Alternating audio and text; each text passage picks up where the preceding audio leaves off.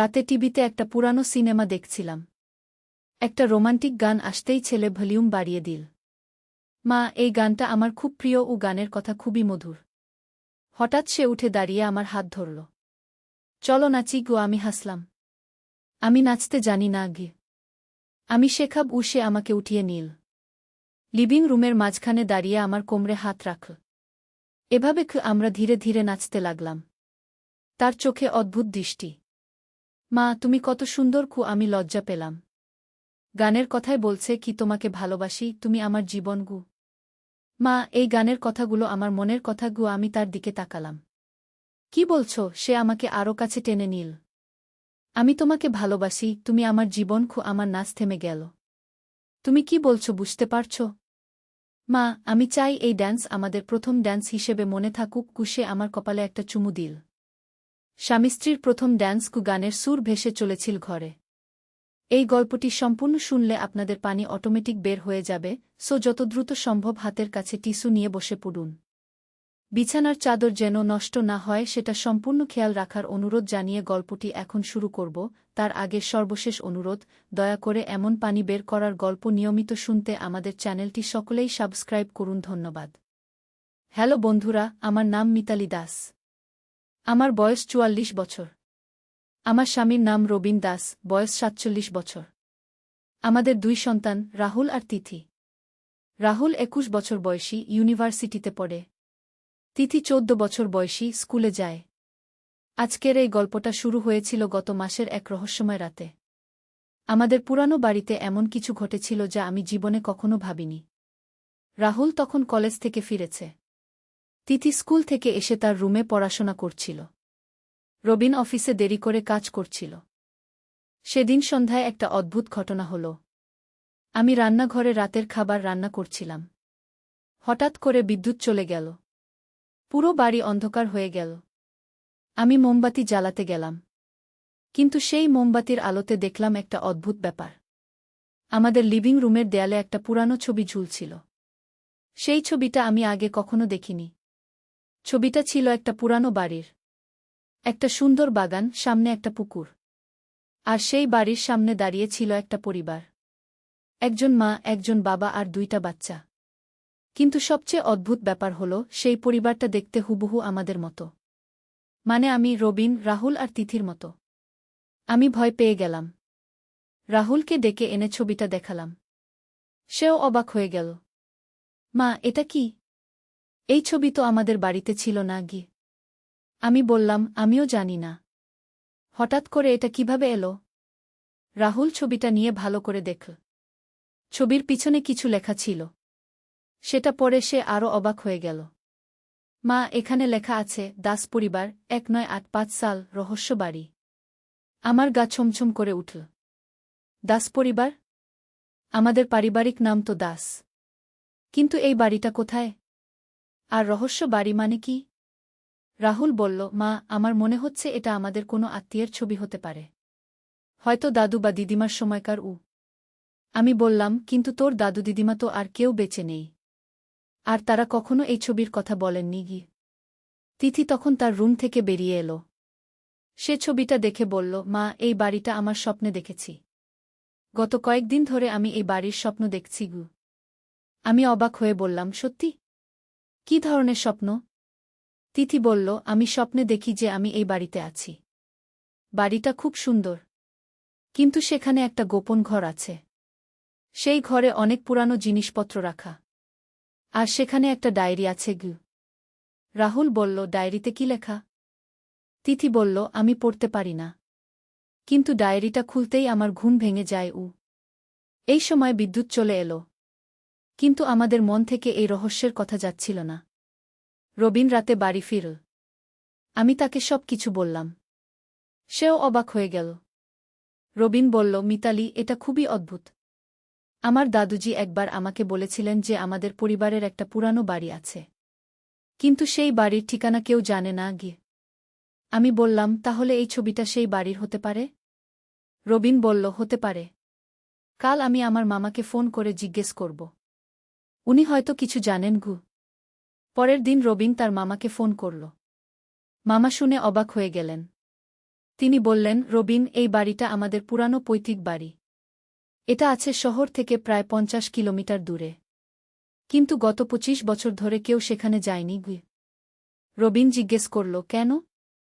মামা বললেন, সেই বাড়িতে নাকি অদ্ভুত কিছু ঘটনা ঘটে। রাতের বেলা অদ্ভুত আওয়াজ হয়। আর যারা সেখানে রাত কাটায় তারা পাগল হয়ে যায়। রবিন বলল, কিন্তু মামা, আমাদের মেয়ে তিথি এই বাড়ির স্বপ্ন দেখছে। সে বলছে সেখানে একটা গোপন ঘর আছে আর একটা ডায়েরি আছে। মামা চমকে উঠলেন। তিনি বললেন, রবিন, তোমাদের সবার সাথে আমার দেখা করা দরকার। কাল সকালে আমি তোমাদের বাড়িতে যাব। পরের দিন মামা আমাদের বাড়িতে এলেন। তিনি ছবিটা দেখে খুব অবাক হলেন। তিনি বললেন, এই ছবি আমার বাবা তুলেছিলেন। কিন্তু এটা তো আমাদের পুরানো ঘরে রাখা ছিল। এটা এখানে কিভাবে এলো? আমি বললাম, আমিও জানি না। হঠাৎ করে এটা আমাদের দেয়ালে দেখতে পেলাম। মামা বললেন, এটা খুবই রহস্যজনক। আমার মনে হচ্ছে সেই পুরানো বাড়ি আমাদের কাছে কোনো বার্তা পাঠাতে চাইছে। তিথি বলল, মামা, আমি প্রায়ই সেই বাড়ির স্বপ্ন দেখি। আমার খুব ইচ্ছে সেখানে যেতে। মামা বললেন, তিথি, সেটা খুবই বিপজ্জনক। কিন্তু তিনি কিছুক্ষণ চুপ থাকলেন। তারপর বললেন, আমার মনে হচ্ছে এইবার সেই রহস্যের সমাধান করার সময় এসেছে। রবিন বলল, মানে? মামা বললেন, আমরা সবাই মিলে সেই বাড়িতে যাব। কিন্তু দিনের বেলা। রাতে সেখানে থাকব না। আমি বললাম, কিন্তু সেটা নিরাপদ হবে? মামা বললেন, আমরা সাবধানে যাব। আর সাথে কিছু জিনিস নিয়ে যাব। পরের সপ্তাহে আমরা সবাই মিলে সেই পুরানো বাড়ির উদ্দেশ্যে রওনা দিলাম। মামা, আমি, রবিন, রাহুল আর তিথি। আমরা গাড়িতে করে প্রায় 2 ঘন্টা যাত্রা করলাম। বাড়িটা দেখতে হুবহু ছবির মতোই। কিন্তু এখন সেটা অনেক পুরানো হয়ে গেছে। দেয়ালে শ্যাওলা ধরেছে। বাগানটা জঙ্গল হয়ে গেছে। পুকুরটা শুকিয়ে গেছে। তিথি বলল, মা, এটাই সেই বাড়ি যেটা আমি স্বপ্নে দেখি। আমরা বাড়ির ভিতরে ঢুকলাম। ভিতরটা অন্ধকার। আমরা টর্চলাইট নিয়ে গিয়েছিলাম। মামা আমাদের বললেন, সবাই একসাথে থাকবে। কেউ একা কোথাও যাবে না। আমরা একতলা ঘুরে দেখলাম। সব ঘর খালি। কিন্তু একটা ঘরের দরজা বন্ধ ছিল। সেটা খোলার চেষ্টা করলাম কিন্তু পারলাম না। তিথি বলল, এই ঘরটাই আমার স্বপ্নে দেখি। এখানেই সেই ডায়েরি আছে। রাহুল জোরে ধাক্কা দিয়ে দরজা খুল। ঘরটা ছোট কিন্তু সেখানে অনেক পুরানো জিনিস রাখা। একটা পুরানো টেবিল, কিছু বই আর একটা লোহার বাক্স।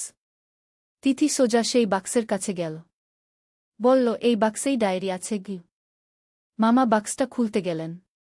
কিন্তু সেটা তালাবদ্ধ। রাহুল একটা হাতুড়ি দিয়ে তালা ভেঙে দিল। বাক্সের ভিতরে একটা পুরানো ডায়েরি, কিছু চিঠি আর একটা মানচিত্র ছিল। মামা ডায়েরিটা খুলে পড়তে শুরু করলেন। পরে তার মুখ ফ্যাকাশে হয়ে গেল। আমি জিজ্ঞেস করলাম, কি লেখা? মামা বললেন, এটা আমার দাদুজির ডায়েরি। উনি লিখেছেন যে এই বাড়ির নিচে একটা গুপ্তধন লুকানো আছে। সেই গুপ্তধনের মানচিত্র এখানে আছে। রবিন অবাক হয়ে বলল, গুপ্তধন? মামা বললেন, হ্যাঁ। আমার দাদুজি লিখেছেন যে ইংরেজ আমলে আমাদের পূর্বপুরুষরা অনেক সোনারূপা লুকিয়ে রেখেছিলেন, যাতে ইংরেজরা সেটা নিয়ে যেতে না পারে। তিথি উৎসাহিত হয়ে বলল, তাহলে আমরা সেই গুপ্তধন খুঁজে বের করব। মামা বললেন, কিন্তু এটা খুবই বিপজ্জনক। ডায়েরিতে লেখা আছে যে গুপ্তধনের সাথে একটা অভিশাপ জুড়ে আছে। আমি বললাম, কি ধরনের অভিশাপ? মামা পড়ে শোনালেন, যে ব্যক্তি লোভের বসে এই গুপ্তধন খুঁজবে সে পাগল হয়ে যাবে। কিন্তু যদি কোনো পরিবার মিলে ভালো উদ্দেশ্যে এটা খুঁজে বের করে তাহলে অভিশাপ ভাঙবে। রাহুল বলল, আমাদের উদ্দেশ্য তো ভালো। আমরা এই টাকা দিয়ে গরিবদের সাহায্য করব। মামা বললেন, তাহলে চলো আমরা চেষ্টা করি। আমরা মানচিত্র দেখে বুঝলাম যে গুপ্তধন বাড়ির পিছনের বাগানে লুকানো আছে, একটা বড় গাছের নিচে। আমরা সেখানে গিয়ে খুঁড়তে শুরু করলাম। প্রায় 3 ফুট খোঁড়ার পর একটা লোহার বাক্স পেলাম। সেটা খুলে দেখি সেখানে অনেক সোনার অলংকার, মুদ্রা আর দামি পাথর রাখা। কিন্তু সবচেয়ে অদ্ভুত ব্যাপার হল, বাক্স খোলার সাথে সাথেই হঠাৎ করে আকাশে মেঘ জমতে শুরু করল। একটু পর বৃষ্টি শুরু হল। তিথি বলল, মা, এই বৃষ্টি কিন্তু সাধারণ বৃষ্টি না। এটা খুশির বৃষ্টি।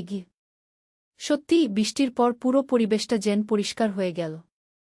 বাগানের ফুল ফুটতে শুরু করল। পাখিরা গান গাইতে শুরু করল। মামা বললেন, মনে হচ্ছে অভিশাপ ভেঙে গেছে গি।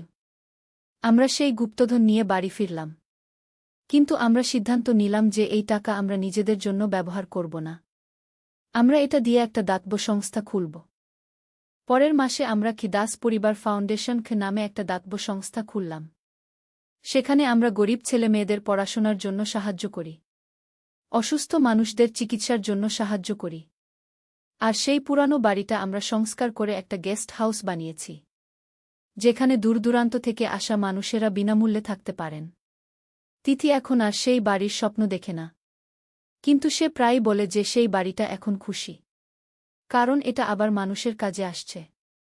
রাহুল এখন আমাদের ফাউন্ডেশনের কাজে সাহায্য করে। সে বলে যে এই অভিজ্ঞতা তার জীবনটাই বদলে দিয়েছে। রবিনও খুব খুশি। সে বলে যে আমাদের পরিবারের এই সিদ্ধান্ত তাকে গর্বিত করেছে। আর আমি শুধু ভাবি যে কতটা ভাগ্যবান আমরা যে এই রহস্যের সমাধান করতে পেরেছি। আর সবচেয়ে বড় কথা, আমাদের পরিবার আরও দৃঢ় হয়েছে। আমরা একে অপরকে আরও বেশি ভালোবাসি। মাঝে মাঝে মামা এসে বলেন, তোমাদের পূর্বপুরুষরা নিশ্চয়ই খুশি যে তোমরা তাদের রেখে যাওয়া সম্পদ ভালো কাজে ব্যবহার করছ। আর সেই রাতের কথা মনে হলে এখনও গা ছমছম করে। কিভাবে হঠাৎ করে সেই ছবি আমাদের দেয়ালে এলো, কিভাবে তিথি স্বপ্ন দেখতে শুরু করল, এসব এখনও রহস্য। কিন্তু আমি বিশ্বাস করি যে কিছু ঘটনা আমাদের জীবনে এমনি এমনি ঘটে না। সেই রাতে যা ঘটেছিল সেটা ছিল আমাদের পরিবারের ভাগ্যের পরিবর্তন। আজ যখন আমি এই গল্পটা বলছি, তখন আমাদের ফাউন্ডেশন প্রায় 500 বাচ্চাকে সাহায্য করেছে। আমাদের গেস্ট হাউসে হাজার হাজার মানুষ থেকেছেন। আর সবচেয়ে বড় কথা, আমাদের পরিবার এখন একটা বড় পরিবার। কারণ যাদের আমরা সাহায্য করি তারা সবাই আমাদের পরিবারের অংশ। এই গল্পের শেষে আমি শুধু একটা কথা বলতে চাই। জীবনে কখনো কখনো এমন রহস্যময় ঘটনা ঘটে যা আমাদের জীবনের মোড় ঘুরিয়ে দেয়া। সেই ঘটনাগুলোকে আমাদের ভয় না পেয়ে সাহসের সাথে মোকাবেলা করতে হয়। আর সবচেয়ে বড় কথা, পরিবারের সবাই মিলে থাকলে কোনো রহস্যই অসমাধ্য নয়। আমাদের পরিবারের ঐক্য আর ভালোবাসাই আমাদের এই কঠিন পরিস্থিতি থেকে বের করে এনেছে। আজও যখন আমি সেই পুরানো বাড়িতে যাই, মনে হয় যেন সেই বাড়ি আমাকে ধন্যবাদ জানাচ্ছে। কারণ আমরা তার রহস্যের সমাধান করেছি আর তাকে আবার জীবন দিয়েছি। তিথি এখন বলে যে সেই বাড়িতে রাতের বেলা আর কোনো ভুতুড়ে আওয়াজ হয় না, বরং শোনা যায় শিশুদের হাসির আওয়াজ। কারণ আমাদের ফাউন্ডেশনের বাচ্চারা প্রায়ই সেখানে খেলতে আসে। রাহুল এখন একটা আশ্চর্য ক্ষমতা পেয়েছে। সে যে কোনো পুরানো জিনিসের ইতিহাস জানতে পারে। হাতে নিলেই সে বুঝে যায় সেই জিনিসের পেছনের গল্প। মামা বলেন এটা আমাদের পূর্বপুরুষদের আশীর্বাদ। গত মাসে একটা মজার ঘটনা ঘটল। আমাদের প্রতিবেশী কাকিমা একটা পুরানো আংটি নিয়ে এলেন। তিনি বললেন, মিতালি, এই আংটিটা আমার দাদিমার। কিন্তু এটা পরলে আমার হাত ব্যথা করে গি। রাহুল আংটিটা হাতে নিয়ে চোখ বন্ধ করল। কয়েক মিনিট পর বলল, কাকিমা, এই আংটির ভিতরে একটা ছোট ডায়মন্ড লুকানো আছে। কিন্তু সেটা এমনভাবে লাগানো যে বাইরে থেকে বোঝা যায় না আগে। কাকিমা অবাক হয়ে বললেন, সত্যি? আমরা একটা ইউয়েলারির কাছে গেলাম। সত্যি আংটির ভিতরে একটা দামি ডায়মন্ড ছিল। কাকিমা সেটা বিক্রি করে তার মেয়ের বিয়ের খরচ চালালেন। এরকম আরও অনেক ঘটনা ঘটেছে। মনে হচ্ছে আমাদের পরিবারে এক ধরনের আধ্যাত্মিক শক্তি এসেছে। তিথিও এখন অদ্ভুত স্বপ্ন দেখে। তবে এবার ভয়ের স্বপ্ন নয়, সুন্দর স্বপ্ন। সে স্বপ্নে দেখে যে সে একটা সুন্দর বাগানে ঘুরছে। সেখানে তার দাদু দাদি আছেন। তারা তিথিকে আশীর্বাদ করেন। একদিন তিথি স্বপ্নে দেখল যে তার দাদি তাকে একটা জায়গার কথা বলছেন। তিথি, শহরের উত্তর দিকে একটা পুরানো মন্দির আছে। সেখানে একটা অসহায় বৃদ্ধা থাকেন। তার কোনো সন্তান নেই। তুমি তাকে সাহায্য করো। পরের দিন আমরা সেই জায়গায় গেলাম। সত্যিই সেখানে একটা পুরানো মন্দির ছিল। একজন বৃদ্ধা সেখানে একা থাকতেন। তার অবস্থা খুবই খারাপ ছিল। আমরা তাকে আমাদের গেস্ট হাউসে নিয়ে এলাম। এখন তিনি আমাদের পরিবারের অংশ। তিনি আমাদের বাচ্চাদের গল্প বলেন, রান্নায় সাহায্য করেন। সবচেয়ে মজার ব্যাপার হল, এই বুড়িমার কাছে অনেক পুরানো কবিতা আর গান আছে, যেগুলো এখন আর কেউ জানে না। আমরা সেগুলো রেকর্ড করে রাখছি। রবিনের অফিসেও অদ্ভুত ঘটনা ঘটতে শুরু করেছে। তার বস প্রায়ই বলেন, রবিন, তুমি এখন খুব ভাগ্যবান হয়ে গেছ। যে প্রজেক্টেই তুমি কাজ করো সেটাই সফল হয়। সত্যিই গত 6 মাসে রবিনের সব প্রজেক্ট সফল হয়েছে। তার বেতনও বেড়েছে। কিন্তু আমরা এই অতিরিক্ত টাকাও আমাদের ফাউন্ডেশনে দিয়ে দিচ্ছি। একদিন মামা এসে বললেন, তোমরা জান, আমাদের পূর্বপুরুষরা শুধু টাকা-পয়সা লুকিয়ে রাখেননি। তারা আমাদের জন্য আশীর্বাদও রেখে গেছেন গু। আমি জিজ্ঞেস করলাম, মানে? মামা বললেন, যতদিন তোমরা এই সম্পদ ভালো কাজে ব্যবহার করবে, ততদিন তোমাদের পরিবারে সুখশান্তি থাকবে। আর তোমাদের সব কাজই সফল হবে। আর সত্যিই তাই হচ্ছে। আমাদের পরিবারে এখন কোনো ঝগড়া বিবাদ হয় না। সবাই সবাইকে ভালোবাসে।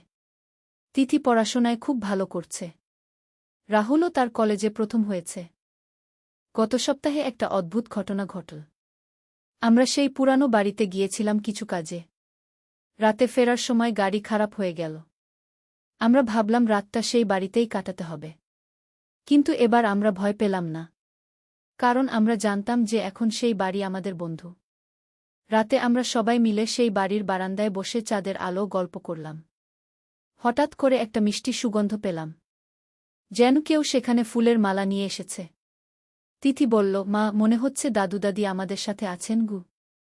সত্যিই সারা রাত আমাদের কোনো ভয় লাগল না। বরং মনে হচ্ছিল যেন কেউ আমাদের পাহারা দিচ্ছে। সকালে মেকানিক এসে গাড়ি ঠিক করে দিল। কিন্তু সেই রাতের স্মৃতি আমাদের মনে চিরকাল থেকে যাবে। এখন আমাদের ফাউন্ডেশন অনেক বড় হয়েছে। আমরা 3টা স্কুল চালাই। একটা হাসপাতাল আছে। আর অনেক গরিব পরিবারকে আমরা মাসিক সাহায্য দিই। সবচেয়ে ভালো লাগে যখন দেখি যে আমাদের সাহায্যে কোনো বাচ্চা ডাক্তার হয়েছে, কোনো মেয়ে শিক্ষক হয়েছে। তখন মনে হয় আমাদের জীবন সার্থক হয়েছে। রাহুল এখন বলে, মা, আমি বুঝতে পারি যে সেই রাতে যা ঘটেছিল সেটা একটা অলৌকিক ঘটনা ছিল। আমাদের পূর্বপুরুষরা চাইছিলেন যে আমরা তাদের সম্পদ সঠিক কাজে ব্যবহার করি। তিথি বলে, আর আমার স্বপ্নগুলো ছিল তাদের বার্তা। যাতে আমরা সেই সম্পদ খুঁজে পেতে পারি গু। মামাও বলেন, তোমাদের পরিবার সত্যিই ধন্য। কারণ তোমরা লোভ না করে সঠিক কাজটা করেছ। আর আমি প্রতিদিন ভগবানের কাছে কৃতজ্ঞতা প্রকাশ করি। কারণ তিনি আমাদের এত বড় দায়িত্ব দিয়েছেন। কখনো কখনো ভাবি, যদি সেই রাতে সেই ছবিটা আমাদের দেয়ালে না আসত তাহলে কি হতো? যদি তিথি স্বপ্ন না দেখত, যদি আমরা সেই বাড়িতে না যেতাম, তাহলে হয়তো আমরা একটা সাধারণ পরিবারই থেকে যেতাম। কিন্তু এখন আমরা বুঝি যে আমাদের জীবনের একটা উদ্দেশ্য আছে। আমাদের সম্পদ আছে ঠিকই, কিন্তু সেটা আমাদের না, সবার। আজ যখন আমি এই গল্পটা শেষ করছি, তখন মনে পড়ছে সেই প্রথম রাতের কথা। যখন রাহুল আমার সাথে নেচেছিল সেই রোমান্টিক গানে। এখন ভাবলে হাসি পায়। ওটা ছিল শুধু একটা মাছেলের নিষ্পাপ মুহূর্ত। কিন্তু সেই মুহূর্তটাই আমাদের জীবনে এক বিপ্লব এনে দিয়েছে। সেই রাত থেকেই শুরু হয়েছিল আমাদের এই অ্যাডভেঞ্চার। এই গল্পের শেষ কথা হল, জীবনে কিছু ঘটনা আমাদের কাছে প্রথমে রহস্যময় মনে হয়। কিন্তু পরে বুঝতে পারি সেগুলো আমাদের ভাগ্য পরিবর্তন করার জন্যই ঘটেছিল। আমাদের পরিবারের এই গল্প শুনে যদি কেউ অনুপ্রাণিত হয়ে অন্যদের সাহায্য করেন, তাহলে আমাদের এই গল্প বলার সার্থকতা হবে। কারণ সত্যিকারের সুখ পাওয়া যায় অন্যদের খুশি করতে। আর পরিবারের সবাই মিলে থাকলে কোনো অসম্ভবেই অসম্ভব নয়। রাত 1টায় হঠাৎ বৃষ্টি শুরু। ছাদ থেকে কাপড় নামাতে গিয়ে দুজনেই ভিজে গেলাম। ছেলে তার শার্ট খুলে আমার ভিজে যাওয়া শাড়ির উপর দিয়ে দিল। মুখোমুখি দাঁড়িয়ে আমার শাড়ি পানি নিংড়ে দিতে দিতে বলল, মা, এই বৃষ্টি যেমন আকাশ থেকে নেমে এসেছে, তেমনি তোমার প্রেম আমার হৃদয়ে নেমে এসেছে। আমি কিছু বলার আগেই সে আমার কাঁধে হাত রেখে বলল, আমি তোমাকে ভালোবাসি, শুধু মা হিসেবে নয়, একজন নারী হিসেবে। এই ভিজে যাওয়া রাতে আমি তোমাকে প্রস্তাব দিচ্ছি, বিয়ে করো আমাকে। বজ্রপাতের আলো তার মুখ দেখলাম। চোখে এমন আগুন যা বৃষ্টিতেও নিভছে না। আমার শরীর কাঁপছিল, ঠান্ডায় নাকি অন্য কারণে বুঝতে পারছিলাম না। ছাদের কোনায় জমা পানিতে আমাদের ছায়া পড়েছিল। রাতের এই নিস্তব্ধতায় শুধু বৃষ্টির শব্দ আর আমার হৃদস্পন্দন। তার কথাগুলো আমার কানে গেঁথে গেল। এমন মুহূর্তের জন্য কি আমি প্রস্তুত? বৃষ্টির ফোঁটায় আমার চোখের জল মিশে গেল।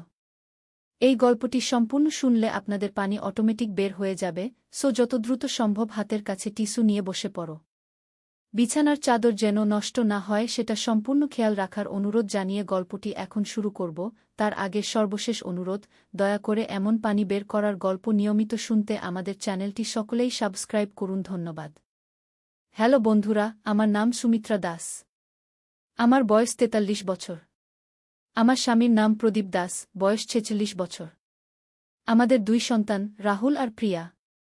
রাহুল 20 বছর বয়সী, বিশ্ববিদ্যালয়ে পড়ে। প্রিয়া 13 বছর বয়সী, স্কুলে যায়। আমার জীবনের সবচেয়ে অদ্ভুত ঘটনাটি ঘটেছিল গত বছরের ডিসেম্বর মাসে। সেদিন রাত 1টার সময় প্রচণ্ড বৃষ্টি শুরু হয়েছিল। আমি আর রাহুল ছাদে কাপড় শুকাতে দিয়েছিলাম। বৃষ্টির শব্দে ঘুম ভেঙে গেল। তাড়াহুড়ো করে ছাদে গেলাম কাপড় নামাতে। রাহুলও উঠে এসেছিল। বৃষ্টিতে আমরা দুজনেই ভিজে গেলাম। রাহুল তার শার্ট খুলে আমার কাঁধে দিয়ে বলল, মা, তুমি ঠান্ডা লেগে অসুস্থ হয়ে পড়বে। আমি শাড়ি থেকে পানি নিংড়াতে লাগলাম। হঠাৎ রাহুল আমার দিকে তাকিয়ে বলল, মা, আমি একটা কথা বলতে চাই। বজ্রপাতের আলো তার মুখ দেখতে পেলাম। কিন্তু সেই মুখে আমার ছেলের চেহারা ছিল না। একদম অপরিচিত কেউ যেন দাঁড়িয়ে আছে। আমি ভয় পেয়ে গেলাম। তুমি কে? রাহুল কোথায়? আমি চিৎকার করে জিজ্ঞেস করলাম। সেই ব্যক্তি হেসে বলল, আমি রাহুলই। কিন্তু আমি এই পরিবারের সদস্য নই। আমি এসেছি অনেক দূর থেকে। কি তার কথা শুনে আমার মাথা ঝিমঝিম করতে লাগল। আমার আসল নাম কবির। আমি একজন সময় ভ্রমণকারী। তোমাদের ছেলে রাহুল এখন নিরাপদে আছে। আমি তার শরীর ধার নিয়েছি শুধুমাত্র তোমাদের একটি বার্তা দেওয়ার জন্য। আমি তো পুরোপুরি হতভম্ব হয়ে গেলাম। এসব কি বলছে এই ছেলে? কি বার্তা? আমি কাঁপা গলা জিজ্ঞেস করলাম। কবির বলল, তোমাদের পরিবারের সাথে একটি প্রাচীন রহস্যের সম্পর্ক আছে। তোমাদের পূর্বপুরুষরা ছিলেন এক গুপ্ত সংগঠনের সদস্য। সেই সংগঠন রক্ষা করত একটি বিশেষ শক্তির উৎস। যুগ যুগ ধরে সেই শক্তি লুকিয়ে রাখা হয়েছে। কিন্তু এখন সময় এসেছে সেটি ব্যবহার করার। আমি ভাবলাম, হয় এই ছেলে পাগল হয়ে গেছে, নয়তো আমি স্বপ্ন দেখছি। কিন্তু তার কথার মধ্যে এমন কিছু ছিল যা আমাকে বিশ্বাস করতে বাধ্য করল। কবির আবার বলল, তোমার দাদির লেখা একটি ডায়েরি আছে। সেটি খুঁজে বের করো। সেই ডায়েরিতে সব গোপন তথ্য লেখা আছে। আমাদের এই পরিবারের উপর একটি বিশেষ দায়িত্ব এসে পড়েছে। বৃষ্টি আরও জোরে হতে লাগল। আমি কবিরের কথা শুনতে শুনতে ভাবছিলাম, আমার দাদি মারা যাওয়ার সময় একটি পুরানো বাক্স রেখে গিয়েছিলেন। সেই বাক্সে কি ছিল আমি কখনো খুলে দেখিনি। তোমার দাদি মৃত্যুর আগে কি বলেছিলেন মনে আছে? কবির জিজ্ঞেস করল। আমার মনে পড়ে গেল, দাদি শেষ দিনে বলেছিলেন, সুমিত্রা, আমাদের পরিবারের একটি গুরুত্বপূর্ণ গোপনীয়তা আছে।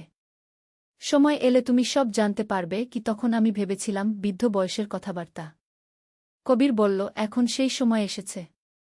তুমি যদি এই রহস্যের সমাধান না করো, তাহলে তোমার পুরো পরিবার বিপদে পড়বে। হঠাৎ একটা প্রচণ্ড বজ্রপাত হল। আলো চলে গেল। অন্ধকারে আমি শুনতে পেলাম কবিরের কণ্ঠস্বর, আমার সময় শেষ। রাহুল ফিরে আসছে। কিন্তু মনে রেখো, 3 দিনের মধ্যে সেই ডায়েরি খুঁজে বের করতে হবে। নইলে এই রহস্য চিরকালের জন্য হারিয়ে যাবে। আবার বজ্রপাত। এবার আলো এলে দেখি রাহুল অজ্ঞান হয়ে পড়ে আছে। আমি তাড়াতাড়ি তাকে কোলে নিয়ে নিচে নামলাম। রাহুলের জ্ঞান ফিরলে সে বলল, মা, আমি কিভাবে ছাদে এলাম? আমার তো মনেই নেই। আমি তাকে কিছু বললাম না। পরের দিন সকালেই আমি দাদির পুরানো বাক্স খুঁজে বের করলাম। বাক্সের ভেতর একটি চামড়ার মলাটের ডায়েরি পেলাম। ডায়েরির প্রথম পাতায় লেখা, চন্দ্রবংশের গোপন ইতিহাস। পড়তে শুরু করলাম। জানলাম, আমাদের পরিবার আসলে একটি প্রাচীন রাজবংশের বংশধর। আমাদের পূর্বপুরুষরা একটি বিশেষ রত্ন রক্ষা করতেন। সেই রত্নের ক্ষমতা দিয়ে সময় নিয়ন্ত্রণ করা যায়। কিন্তু এই ক্ষমতা অপব্যবহার হলে পৃথিবীতে বিপর্যয় নেমে আসবে। ডায়েরিতে একটি ম্যাপও ছিল। সেই ম্যাপ অনুযায়ী রত্নটি লুকানো আছে আমাদের বাড়ির পেছনের বাগানে একটি পুরানো আমগাছের নিচে। আমি প্রদীপকে সব বললাম। প্রথমে সে বিশ্বাস করল না। কিন্তু ডায়েরিটা দেখে সেও অবাক হয়ে গেল। ডায়েরিতে আমাদের পরিবারের অনেক পুরানো ছবিও ছিল। এমনকি আমার দাদার দাদার ছবিও। রাহুল আর প্রিয়াকেও আমরা সব বললাম। তারা শুরুতে রোমাঞ্চিত হলেও পরে ভয় পেয়ে গেল। রাহুল বলল, মা, কবির নামে সেই লোক আবার আসতে পারে। আমরা সিদ্ধান্ত নিলাম রত্নটি খুঁজে বের করব। সেই রাতেই আমরা সবাই মিলে বাগানে গেলাম। আমগাছের নিচে খোঁড়াখুঁড়ি শুরু করলাম। প্রায় 3 ফুট খোঁড়ার পর একটি ধাতুর বাক্স পেলাম। বাক্স খুলতেই একটি নীল রঙের রত্ন দেখতে পেলাম। রত্নটি নিজে থেকেই আলো দিচ্ছিল। আমরা সবাই মুগ্ধ হয়ে তাকিয়ে রইলাম। হঠাৎ রাহুলের মুখ আবার পরিবর্তন হল। কবির ফিরে এসেছে। সে বলল, তোমরা রত্ন পেয়ে গেছ। এখন তোমাদের দায়িত্ব হল এটি রক্ষা করা। কিন্তু সাবধান, অনেক শত্রু এই রত্নের খোঁজে আছে গি। প্রদীপ জিজ্ঞেস করল, কিভাবে রক্ষা করব? কবির বলল, প্রতি পূর্ণিমা রাতে এই রত্ন সক্রিয় হয়। সেই সময় তোমাদের একজনকে এর কাছে পাহারা দিতে হবে। আর যদি কোনো অপরিচিত ব্যক্তি এই রত্নের কাছে আসার চেষ্টা করে, তাহলে একটি বিশেষ মন্ত্র বলতে হবে গি। কবির আমাদের সেই মন্ত্র শেখাল। তারপর বলল, আমি আর ফিরে আসব না। এখন থেকে তোমাদেরই দায়িত্ব। রাহুল আবার অজ্ঞান হয়ে পড়ল। জ্ঞান ফিরলে সে আর কিছু মনে করতে পারল না। সেই রাত থেকে আমাদের জীবন পুরোপুরি বদলে গেল। আমরা নিয়মিত রত্নটির দেখাশোনা করতে লাগলাম। প্রতি পূর্ণিমায় আমাদের মধ্যে একজন না একজন রত্নের কাছে থাকি। প্রথম পূর্ণিমার রাতে একটি অদ্ভুত ঘটনা ঘটল। রত্ন থেকে একটি নীল আলো বের হয়ে আকাশের দিকে গেল। সেই আলো দেখে মনে হচ্ছিল যেন কেউ আকাশে একটি চিঠি পাঠাচ্ছে। দ্বিতীয় পূর্ণিমার রাতে আমরা দেখলাম বাগানে ৩ জন অপরিচিত ব্যক্তি ঢুকেছে। তারা কালো পোশাক পরেছিল। আমি তাড়াতাড়ি সেই মন্ত্র বললাম। মন্ত্র বলার সাথে সাথে রত্ন থেকে একটি শক্তিশালী আলো বের হল। সেই আলোর তাপে ৩ জনই পুড়ে ছাই হয়ে গেল। এভাবে মাস ৩ কেটে গেল। হঠাৎ একদিন দেখি প্রিয়া অসুস্থ হয়ে পড়েছে। ডাক্তাররা বলল তার শরীরে একটি অদ্ভুত শক্তি কাজ করছে। এই শক্তি রত্নের প্রভাব। আমরা বুঝলাম রত্নের কাছাকাছি থাকার কারণে আমাদের পরিবারের মধ্যে পরিবর্তন আসছে। রাহুলও কিছু অস্বাভাবিক ক্ষমতা পেয়েছে। সে অন্যের মনের কথা শুনতে পারে। একদিন রাহুল আমাকে বলল, মা, আমি একটি দর্শন পেয়েছি। আমাদের রত্নটি চুরি হয়ে যাবে। এবং চোর হবে আমাদের পরিবারেরই কেউ। আমি তো অবাক হয়ে গেলাম। কে চুরি করবে? রাহুল বলল, আমি স্পষ্ট দেখিনি। কিন্তু সেই ব্যক্তির হাতে আমাদের পারিবারিক আংটি ছিল। আমাদের পারিবারিক আংটি শুধুমাত্র প্রদীপের কাছে আছে। আমি প্রদীপকে সন্দেহ করতে পারছিলাম না। কিন্তু রাহুলের দর্শন মিথ্যা নয়। সেই রাতে আমি প্রদীপের উপর নজর রাখলাম। মধ্যরাতের দিকে দেখি প্রদীপ উঠে বাগানের দিকে যাচ্ছে। আমি চুপচাপ তার পিছু নিলাম। দেখি প্রদীপ রত্নের কাছে গিয়ে কি যেন বলছে। রত্ন থেকে একটি কালো ধোঁয়া বের হল।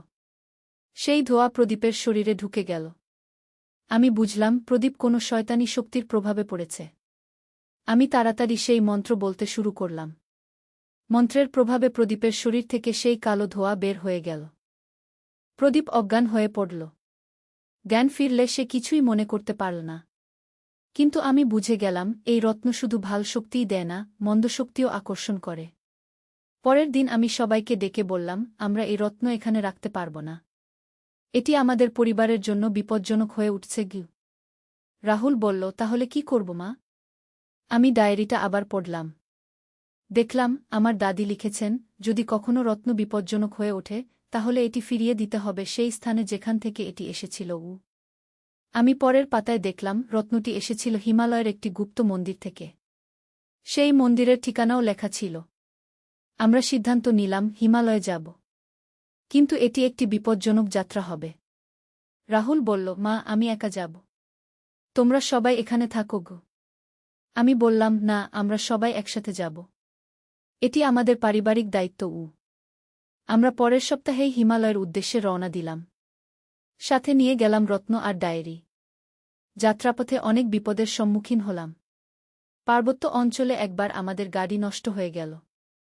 রাতে বনে থাকতে হল। সেই রাতে কিছু বন্যপশু আক্রমণ করেছিল। কিন্তু রত্নের শক্তিতে আমরা রক্ষা পেয়েছিলাম। অবশেষে আমরা সেই মন্দিরে পৌঁছালাম। মন্দিরটি খুবই পুরানো। দেখে মনে হচ্ছিল 1000 বছরের পুরানো। মন্দিরের দরজায় একই ধরনের কিছু মন্ত্র লেখা ছিল যা আমরা ডায়েরিতে দেখেছিলাম। মন্দিরে ঢুকতেই দেখলাম একজন সন্ন্যাসী বসে আছেন। তিনি আমাদের দেখে বললেন, তোমরা এসেছ। আমি অপেক্ষা করছিলাম। আমি অবাক হয়ে জিজ্ঞেস করলাম, আপনি কিভাবে জানলেন আমরা আসব? সন্ন্যাসী বললেন, আমি এই মন্দিরের রক্ষক। যুগ যুগ ধরে আমি এখানে আছি।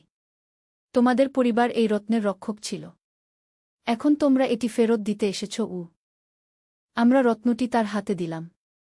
রত্ন তার হাতে যেতেই একটি উজ্জ্বল আলো ছড়িয়ে গেল। পুরো মন্দির আলোকিত হয়ে উঠল।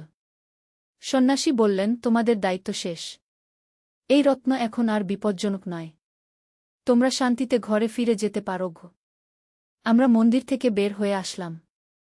ফেরার পথে কোনো বিপদ হল না। মনে হচ্ছিল যেন একটি বিশাল বোঝা আমাদের কাঁধ থেকে নেমে গেছে।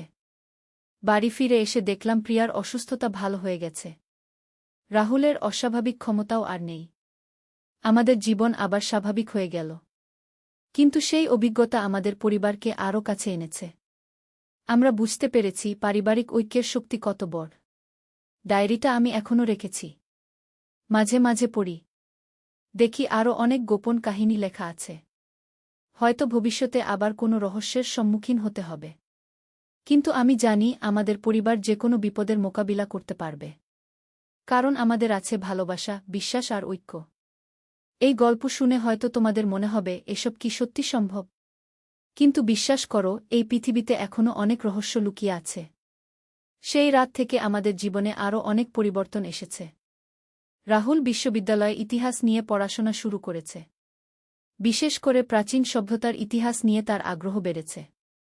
আমি মনে করি সেই রহস্যময় অভিজ্ঞতার প্রভাব তার উপর পড়েছে। প্রিয়াও অনেক পরিবর্তিত হয়েছে। সে এখন বই পড়তে ভালোবাসে। বিশেষ করে রহস্য রোমাঞ্চের বই। মাঝে মাঝে সে আমাকে বলে, মা, আমার মনে হয় আমি স্বপ্নে অদ্ভুত জায়গা দেখি। যেন কোনো প্রাচীন প্রাসাদ। প্রদীপও অনেক বদলে গেছে। আগে সে খুব বাস্তববাদী ছিল। কিন্তু এখন সে অতিপ্রাকৃত বিষয়গুলোতে আগ্রহ দেখা। সে বলে, সুমিত্রা, আমার মনে হয় আমাদের পরিবারে আরও অনেক গোপন কাহিনী আছে গু। একদিন রাহুল বিশ্ববিদ্যালয়ের লাইব্রেরি থেকে একটি পুরানো বই নিয়ে এসেছিল। বইটির নাম ছিল ভারতের লুপ্ত রাজবংশগু। সেই বইয়ে আমাদের পরিবারের নাম উল্লেখ ছিল। বইতে লেখা ছিল চন্দ্রবংশ ছিল একটি রহস্যময় রাজপরিবার। তারা বিশেষ কিছু জাদুকরী ক্ষমতার অধিকারী ছিল। কিন্তু 18 শতকে এই বংশ হঠাৎ নিখোঁজ হয়ে যায়। ঐতিহাসিকরা মনে করেন তারা সাধারণ মানুষের ছদ্মবেশে লুকিয়ে গেছে গি। এই তথ্য পড়ে আমরা সবাই অবাক হয়ে গেলাম। আমার দাদি কখনো বলেননি যে আমরা কোনো রাজবংশের বংশধর। রাহুল আরও গবেষণা করল।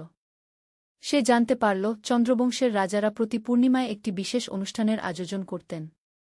সেই অনুষ্ঠানে তারা তাদের জাদুকরী শক্তি প্রদর্শন করতেন। একদিন প্রিয়া আমার কাছে এসে বলল, মা, আমি একটি অদ্ভুত স্বপ্ন দেখেছি। স্বপ্নে দেখলাম আমি একটি সুন্দর প্রাসাদে আছি। সেখানে অনেক মানুষ আমাকে রাজকুমারী বলে ডাকছে গি। আমি প্রিয়ার কথা শুনে ভাবলাম হয়তো আমাদের রক্তে সত্যিই রাজকীয় উত্তরাধিকার আছে। সেই রাতে আমি ডায়েরিটা আবার খুলে পড়তে লাগলাম। এবার নতুন কিছু পাতা খুঁজে পেলাম যা আগে চোখে পড়েনি। সেখানে লেখা ছিল, আমাদের বংশে প্রতি 3 প্রজন্ম পর একটি বিশেষ ক্ষমতা জাগ্রত হয়। এই ক্ষমতার অধিকারী ব্যক্তি ভবিষ্যৎ দেখতে পারে। সে অতীত ও ভবিষ্যতের মধ্যে যোগাযোগ স্থাপন করতে পারে গু। আমি গণনা করে দেখলাম আমি হলাম 3য় প্রজন্ম। তার মানে আমার মধ্যেই এই ক্ষমতা জাগ্রত হওয়ার কথা। পরের দিন থেকেই অদ্ভুত কিছু ঘটতে শুরু করল। আমি মানুষের মনের কথা শুনতে পারছিলাম। দোকানে গিয়ে দেখি দোকানদার কি ভাবছে তা বুঝতে পারছি। একদিন রাস্তায় হাঁটার সময় দেখলাম একটি দুর্ঘটনা ঘটতে যাচ্ছে। আমি চিৎকার করে সবাইকে সাবধান করে দিলাম। সত্যিই সেই দুর্ঘটনা ঘটল, কিন্তু কেউ আহত হল না। আমার এই অস্বাভাবিক ক্ষমতার কথা পরিবারের সবাই জান। রাহুল বলল, মা, তুমি একজন বিশেষ মানুষ হয়ে উঠেছ। কিন্তু এই ক্ষমতা নিয়ে আমি চিন্তায় পড়ে গেলাম। কারণ ডায়েরিতে আরও লেখা ছিল এই ক্ষমতা অপব্যবহার করলে বিপদ হয়। এটি শুধু মানুষের উপকারের জন্য ব্যবহার করতে হয় গিয়ে। একদিন আমাদের পাড়ার মিসেস গুপ্তা এসে বললেন, সুমিত্রা, আমার মেয়ে কলকাতায় চাকরির জন্য গেছে। 3 দিন ধরে তার কোনো খবর নেই। তুমি কি বলতে পারবে সে কোথায়? আমি তার কথা শুনে চোখ বন্ধ করে মনোযোগ দিলাম। হঠাৎ দেখতে পেলাম তার মেয়ে একটি হাসপাতালে আছে। সে একটি ছোট দুর্ঘটনায় পড়েছে। আমি মিসেস গুপ্তাকে সেই হাসপাতালের নাম বললাম। পরের দিন তিনি খুশি হয়ে এসে বললেন, সত্যিই আমার মেয়ে সেই হাসপাতালে ছিল। একটি সাইকেল দুর্ঘটনায় পড়েছিল ও। এভাবে আমার ক্ষমতার কথা পুরো এলাকায় ছড়িয়ে গেল। মানুষ আমার কাছে তাদের সমস্যার সমাধান চাইতে আসতে লাগল। কিন্তু একদিন একটি সমস্যা হল। আমাদের পাড়ার রহিম সাহেব এসে বললেন, সুমিত্রা আপা, আমার ব্যবসায় অনেক লোকসান হচ্ছে। আপনি কি বলতে পারবেন কিভাবে লাভবান হওয়া যাবে? আমি তার মানসিকতা পড়তে পারলাম। সে আসলে অসৎ উপায়ে টাকা কামাতে চায়। আমি তাকে বললাম, রহিম সাহেব, সততার সাথে ব্যবসা করলে ধীরে ধীরে লাভ হবে। কিন্তু রহিম সাহেব সন্তুষ্ট হলেন না। তিনি বললেন, আপা, আপনি তো আমাকে কোনো গোপন তথ্য দিলেন না গি। আমি বুঝলাম মানুষ আমার ক্ষমতার অপব্যবহার করতে চায়। তাই আমি সিদ্ধান্ত নিলাম শুধুমাত্র জরুরি ক্ষেত্রেই এই ক্ষমতা ব্যবহার করব। একদিন রাতে আমি একটি ভয়াবহ স্বপ্ন দেখলাম। স্বপ্নে দেখলাম আমাদের শহরে একটি বড় বিপদ আসছে। একটি পুরানো বিল্ডিং ধসে পড়বে। অনেক মানুষ আহত হবে। সকালে ঘুম থেকে উঠেই আমি প্রদীপকে সব বললাম। প্রদীপ বলল, তুমি পুলিশে খবর দাও। কিন্তু পুলিশ আমার কথা বিশ্বাস করবে কেন? তারা ভাববে আমি পাগল। আমি অন্য উপায় ভাবলাম। আমি সেই বিল্ডিং এর মালিকের সাথে দেখা করলাম। তার নাম করিম সাহেব। আমি তাকে বললাম, আপনার বিল্ডিং এর স্ট্রাকচার চেক করান। আমার মনে হয় কোনো সমস্যা আছে কি। করিম সাহেব প্রথমে রাগ করলেন। বললেন, আপনি কেন আমার বিল্ডিং নিয়ে কথা বলছেন? আমি তাকে বোঝালাম, আমি আপনার ক্ষতি চাই না। শুধু একবার ইঞ্জিনিয়ার দিয়ে দেখিয়ে নিন গ। করিম সাহেব অনিচ্ছায় রাজি হলেন। ইঞ্জিনিয়ার এসে দেখে বলল, এই বিল্ডিং এর ভিত্তিতে মারাত্মক ফাটল আছে। এটি যেকোনো সময় ধসে পড়তে পারে গু। করিম সাহেব তাড়াতাড়ি বিল্ডিং খালি করিয়ে দিলেন। 3 দিন পর সত্যিই সেই বিল্ডিং ধসে পড়ল। কিন্তু কেউ আহত হল না। এই ঘটনার পর আমার খ্যাতি আরও বেড়ে গেল। কিন্তু আমি বুঝতে পারলাম এই ক্ষমতা একটি বড় দায়িত্ব। রাহুল একদিন বলল, মা, তুমি এই ক্ষমতা নিয়ে একটি বই লিখতে পারো। অনেক মানুষের উপকার হবে গি। আমি ভাবলাম হয়তো রাহুলের কথা ঠিক। আমি একটি ডায়েরি শুরু করলাম। সেখানে আমার সব অভিজ্ঞতা লিখতে লাগলাম। একদিন প্রিয়া স্কুল থেকে এসে বলল, মা, আমাদের স্কুলে একটি প্রতিযোগিতা হবে। যে বাচ্চারা তাদের পরিবারের অদ্ভুত কাহিনী বলবে তারা পুরস্কার পাবে গু। আমি প্রিয়াকে বললাম, তুমি আমাদের পরিবারের গল্প বলতে পারো। কিন্তু সবাইকে বিশ্বাস করাতে হবে না গি। প্রিয়া প্রতিযোগিতায় অংশ নিল। সে আমাদের পরিবারের রহস্যময় কাহিনী বলল। জাজরা তার গল্প খুব পছন্দ করলেন। প্রিয়া প্রথম পুরস্কার পেল। এভাবে আমাদের পরিবারের গল্প ছড়িয়ে পড়তে লাগল। কিছু মানুষ বিশ্বাস করল, কিছু করল না। একদিন একজন সাংবাদিক আমাদের বাড়িতে এলেন। তিনি বললেন, আমি আপনাদের পরিবারের গল্প নিয়ে একটি প্রতিবেদন লিখতে চাই। প্রদীপ রাজি হল না। সে বলল, আমরা বিখ্যাত হতে চাই না গি। কিন্তু আমি ভাবলাম হয়তো আমাদের গল্প অন্য কোনো পরিবারের সাহায্য করতে পারে। আমি সাংবাদিকের সাথে কথা বললাম। সাংবাদিক আমাদের পুরো গল্প শুনে খুব অবাক হলেন। তিনি বললেন, এটি একটি অভূতপূর্ব কাহিনী। আমি এটি পত্রিকায় প্রকাশ করব। পত্রিকায় আমাদের গল্প প্রকাশিত হওয়ার পর অনেক মানুষ আমাদের সাথে যোগাযোগ করল। কেউ কেউ বলল তাদের পরিবারেও এরকম অদ্ভুত ঘটনা ঘটে। একজন ভদ্রলোক ফোন করে বললেন, আমার দাদুর কাছেও এরকম একটি পুরানো ডায়েরি আছে। সেখানে অনেক রহস্যের কথা লেখা গু। আমি বুঝলাম শুধু আমাদের পরিবারেই নয়, আরও অনেক পরিবারে এরকম গোপন কাহিনী আছে। রাহুল এখন এই বিষয় নিয়ে গবেষণা করছে। সে বিভিন্ন পরিবারের সাথে যোগাযোগ করছে। সে একটি বই লেখার পরিকল্পনা করছে। প্রিয়াও এখন বড় হয়েছে। সে বলে, মা, আমি বড় হয়ে এই রহস্যগুলো নিয়ে আরও জানতে চাই গু। আমার মনে হয় আমাদের পরিবারের এই অভিযান এখানেই শেষ নয়। হয়তো ভবিষ্যতে আরও অনেক রহস্যের সম্মুখীন হতে হবে। কিন্তু আমি জানি আমরা যেকোনো চ্যালেঞ্জ মোকাবিলা করতে পারব। কারণ আমাদের আছে পারস্পরিক বিশ্বাস আর ভালোবাসা। এই গল্পটি শুনে তোমরা হয়তো ভাববে, এসব কি সত্যি ঘটতে পারে? আমি বলবো, এই পৃথিবীতে অনেক কিছুই সম্ভব। আমাদের চারপাশে রয়েছে অসংখ্য রহস্য। তোমাদের পরিবারেও হয়তো এরকম কোনো গোপন কাহিনী লুকিয়ে আছে। একটু খোঁজ করে দেখো। তোমাদের দাদা-দাদির কাছে জিজ্ঞেস করো। হয়তো তোমরাও কোনো অদ্ভুত আবিষ্কার করতে পারবে। আমার এই অভিজ্ঞতা থেকে আমি শিখেছি, পরিবারের সাথে থাকলে যে কোনো বিপদ মোকাবিলা করা সম্ভব। আর সবচেয়ে বড় কথা হল, অতিপ্রাকৃত শক্তি থাকলেও সেটি সবসময় ভালো কাজে ব্যবহার করতে হয়। আজ যখন আমি এই গল্পটা তোমাদের বলছি, তখন আমার বয়স 50 হতে চলেছে। রাহুল এখন একজন প্রতিষ্ঠিত ঐতিহাসিক হয়েছে। সে তার গবেষণার কাজে আমাদের পারিবারিক অভিজ্ঞতাকে কাজে লাগাচ্ছে। প্রিয়া এখন কলেজে পড়ে। সেও ইতিহাস নিয়ে পড়াশোনা করতে চায়। প্রদীপ এখন অবসর নিয়েছে। সে বলে, সুমিত্রা, আমাদের জীবনে যা কিছু ঘটেছে সবই একটি বিশেষ কারণে। হয়তো আমাদের কোনো বিশেষ দায়িত্ব আছে কি। আমি মাঝে মাঝে ভাবি, সেই রাতের বৃষ্টি থেকে শুরু করে আজ পর্যন্ত যা কিছু ঘটেছে সবই যেন একটি বৃত্তের মতো। একটি ঘটনা আরেকটি ঘটনার সাথে যুক্ত। কিছুদিন আগে রাহুল তার গবেষণার কাজে একটি নতুন আবিষ্কার করেছে। সে জানতে পেরেছে চন্দ্রবংশের মতো আরও কয়েকটি রাজবংশ আছে যারা এখনও গোপনে বেঁচে আছে। তারা সবাই বিশেষ কিছু ক্ষমতার অধিকারী। রাহুল বলেছে, মা, হয়তো একদিন এই সব পরিবার একসাথে মিলিত হবে। তখন একটি বড় কিছু ঘটবে। আমি জানি না ভবিষ্যতে আমাদের জন্য কি অপেক্ষা করে আছে, কিন্তু আমি প্রস্তুত। আমার পরিবার আমার পাশে আছে। আর আমাদের আছে সেই প্রাচীন জ্ঞান যা আমাদের পূর্বপুরুষরা রেখে গেছেন। কখনো কখনো রাতের বেলা আমি ছাদে দাঁড়িয়ে আকাশের দিকে তাকাই। সেই একই ছাদে যেখানে সব শুরু হয়েছিল। মনে হয় যেন কবির এখনও কোথাও আছে, আমাদের দেখাশোনা করছে। আমার বিশ্বাস এই গল্প এখানে শেষ নয়। এটি একটি নতুন শুরু। আমার সন্তানরা, তাদের সন্তানরা, সবাই এই ঐতিহ্য বহন করবে। আর তোমরা যারা এই গল্প শুনলে, তোমাদের জীবনেও হয়তো কোনো রহস্যময় অধ্যায় অপেক্ষা করে আছে। সেই মুহূর্তের জন্য প্রস্তুত থেকো। মনে রেখো, রহস্য সবসময় আমাদের চারপাশে বিরাজমান। শুধু আমাদের চোখ খোলা রাখতে হয়, কান খোলা রাখতে হয়। আর সবচেয়ে বড় কথা, পরিবারের সাথে থাকতে হয়। এই ছিল আমার গল্প, আমার পরিবারের রহস্যময় অভিযানের কাহিনী। আশা করি তোমাদের ভালো লেগেছে। আর যদি কখনো তোমাদের জীবনে এরকম কিছু ঘটে, তাহলে ভয় পেজো না। মনে রেখো, প্রতিটি রহস্যের একটি সমাধান আছে। নূরের আলো। একটি ইসলামিক গল্প। প্রথম অধ্যায়, হারিয়ে যাওয়া পথ।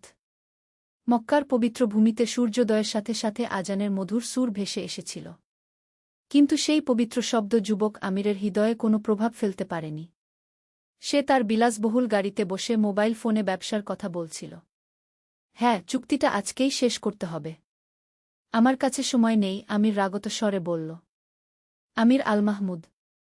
মাত্র ৩০ বছর বয়সে সে একটি বিশাল ব্যবসায়িক সাম্রাজ্যের মালিক। তার পিতা হাজি আব্দুল করিম আল মাহমুদ একজন ধার্মিক ব্যবসায়ী ছিলেন যিনি সততা ও ন্যায়পরায়ণতার সাথে তার ব্যবসা পরিচালনা করতেন। কিন্তু পিতার মৃত্যুর পর আমির সম্পূর্ণ ভিন্ন পথ বেছে নিয়েছিল। আমিরের কোম্পানি আল মাহমুদ এন্টারপ্রাইজেস কি এখন মধ্যপ্রাচ্যের অন্যতম বড় ব্যবসায়িক প্রতিষ্ঠান। কিন্তু এই সাফল্যের পেছনে ছিল অষ্টতা, ধোঁকাবাজি এবং দুর্নীতি। আমির বিশ্বাস করত যে ব্যবসায় টিকে থাকতে হলে এসব অবশ্যম্ভাবী। সেদিন সকালে আমির তার অফিসে পৌঁছানোর সাথে সাথে তার সচিব ফারুক দৌড়ে এল। স্যার, একটা বড় সমস্যা হয়েছে।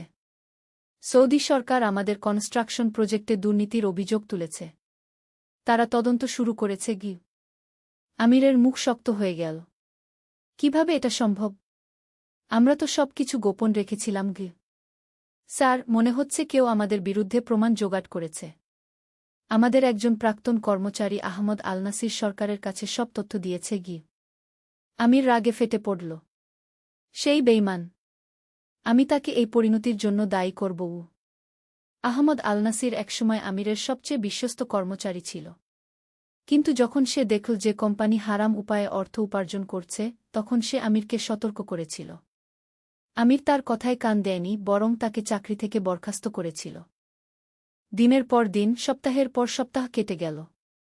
আমিরের ব্যবসা ধীরে ধীরে ধ্বংস হতে শুরু করল। সরকারি তদন্তের কারণে তার সব বড় প্রজেক্ট বন্ধ হয়ে গেল। ব্যাংক তার ঋণ ফেরত চাইতে শুরু করল। একের পর এক তার বিশ্বস্ত কর্মচারীরা চাকরি ছেড়ে চলে গেল।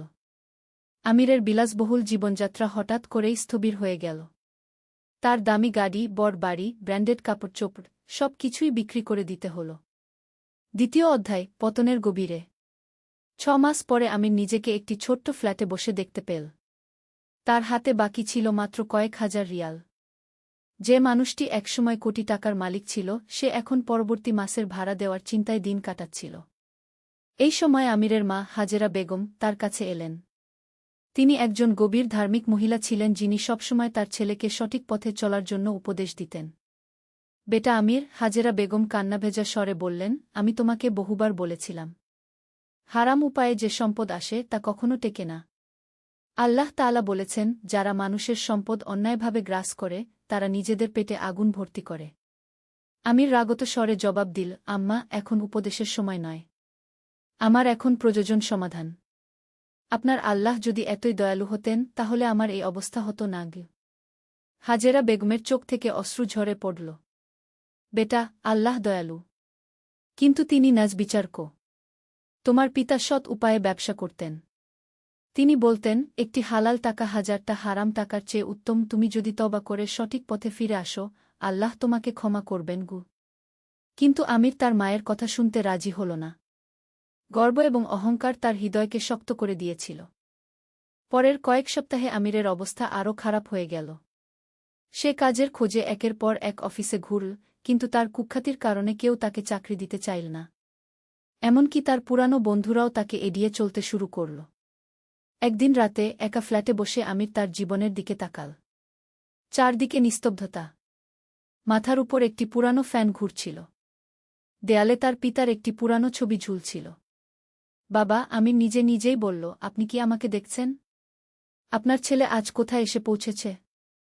হঠাৎ করেই তার চোখের সামনে তার পিতার শেষ দিনগুলোর কথা ভেসে উঠল। হাজী আব্দুল করিম মৃত্যুশয্যায় শুয়ে তাকে বলেছিলেন, বেটা, আমি তোমার জন্য অনেক সম্পদ রেখে যাচ্ছি। কিন্তু সবচেয়ে বড় সম্পদ হল ঈমান আর সততা। এগুলো হারিও না। যদি কখনো ভুল পথে চলে যাও, তাহলে আল্লাহর কাছে তওবা করো। তিনি গাফুরুর রহিম, ক্ষমাশীল ও দয়ালু। সেই রাতে আমির প্রথমবারের মতো কাঁদল। কিন্তু এখনও তার মনে তওবার কোনো চিন্তা আসেনি। তৃতীয় অধ্যায়, অপ্রত্যাশিত সাক্ষাৎ। 2 সপ্তাহ পরে আমির তার ভাড়া দিতে পারল না। বাড়িওয়ালা তাকে ফ্ল্যাট ছেড়ে দিতে বলল। সামান্য কিছু জিনিসপত্র নিয়ে আমির রাস্তায় বেরিয়ে পড়ল। মক্কার রাস্তায় ঘুরতে ঘুরতে সন্ধ্যা হয়ে গেল। মাগরিবের আজান শোনা গেল। আমির একটি মসজিদের সামনে এসে থামল। মসজিদটি খুব বড় নয়, কিন্তু পরিষ্কার পরিচ্ছন্ন এবং সুন্দর। ক্ষুধা এবং তৃষ্ণায় কাতর আমির মসজিদের পাশে একটি বেঞ্চে বসে পড়ল। তার পকেটে শুধু কয়েকটি ছোট কয়েন বাকি ছিল। মাগরিবের নামাজের পর একজন বয়স্ক মানুষ মসজিদ থেকে বেরিয়ে এলেন। তার দাড়িতে সাদা চুল, কিন্তু চেহারা শান্ত এবং জ্যোতির্ময়। তিনি আমিরের দিকে তাকিয়ে কাছে এলেন। বেটা, তুমি কেমন আছো? মনে হচ্ছে তুমি চিন্তিত গু। আমির তার দিকে তাকাল। চাচা, আমি ভালো আছি। আপনি যান। বয়স্ক লোকটি বসে পড়লেন। আমার নাম শেখ ইব্রাহিম। আমি এই মসজিদের ইমাম। তুমি যদি কিছু মনে না করো, তাহলে আমার সাথে ইফতার করবে? আমার বাড়ি এখানেই কাছে গিয়ে। আমির প্রথমে দ্বিধা করল, কিন্তু ক্ষুধার কারণে রাজি হয়ে গেল। শেখ ইব্রাহিমের বাড়ি ছোট কিন্তু পরিষ্কার। তার স্ত্রী উম্মে সালমা খুব সাধারণ খাবার দিয়ে আমিরকে আপ্যায়ন করলেন। খাবার সাধারণ হলেও তাতে ছিল ভালোবাসা এবং আন্তরিকতা। খাওয়ার পর শেখ ইব্রাহিম আমিরের দিকে তাকিয়ে বললেন, বেটা, আমি তোমার চোখে দুঃখ দেখতে পাচ্ছি। তুমি যদি চাও, তাহলে আমাকে তোমার সমস্যার কথা বলো। হয়তো আমি সাহায্য করতে পারি। আমির প্রথমে চুপ থাকল। কিন্তু এই বয়স্ক মানুষটির আন্তরিকতা তাকে মুগ্ধ করল। ধীরে ধীরে সে তার পুরো গল্প বলল, তার ব্যবসা, দুর্নীতি, পতন, সবকিছু। শেখ ইব্রাহিম মনোযোগ দিয়ে সব শুনলেন। তারপর বললেন, বেটা আমির, তুমি জানো না যে তোমার জীবনে এই সমস্যা আসলে একটি বরকত? আমির অবাক হয়ে তাকাল। বরকত? আমার সর্বনাশ হয়ে গেছে, আর আপনি বলছেন বরকত? শেখ ইব্রাহিম হাসলেন। হ্যাঁ বেটা। আল্লাহ তাআলা যখন তার কোনো বান্দাকে ভালোবাসেন, তখন তিনি তাকে পরীক্ষার মাধ্যমে সঠিক পথে ফিরিয়ে আনেন। তোমার এই কষ্ট হয়তো তোমাকে সত্যের কাছে নিয়ে যাবে। কিন্তু আমি তো সব হারিয়েছি, আমির বলল। তুমি শুধু দুনিয়াবি জিনিস হারিয়েছ। কিন্তু তোমার জান, তোমার সুস্বাস্থ্য, তোমার মা, এসব তো আছে। আর সবচেয়ে বড় কথা, আল্লাহর দরজা এখনও খোলা আছে। সেই রাতে আমির শেখ ইব্রাহিমের বাড়িতেই থেকে গেল। এটি ছিল অনেক দিনের মধ্যে তার প্রথম শান্তিপূর্ণ রাত। 4র্থ অধ্যায়, তওবার পথ। পরের দিন ফজরের আজানের সাথে আমিরের ঘুম ভাঙল। সে দেখল শেখ ইব্রাহিম তার পাশেই নামাজের জায়গা তৈরি করে করছেন। বেটা, তুমি কি নামাজ পড়বে? শেখ ইব্রাহিম জিজ্ঞেস করলেন। আমির সামান্য দ্বিধা করে বলল, চাচা, আমি অনেক দিন নামাজ পড়িনি। মনে হয় আমি ভুলে গেছি। কোনো সমস্যা নেই। আমি তোমাকে সাহায্য করব। সেদিন সকালে আমির প্রায় 10 বছর পর নামাজ পড়ল। সিজদায় গিয়ে তার চোখ দিয়ে অশ্রু ঝরতে লাগল। কেন ঝরছে সে নিজেও জানত না। নামাজের পর শেখ ইব্রাহিম তার হাত ধরে বসিয়ে বললেন, বেটা, আমি তোমাকে একটি কাহিনী বলি। অনেকদিন আগে এক যুবক ছিল। সে ছিল খুবই বুদ্ধিমান এবং শিক্ষিত।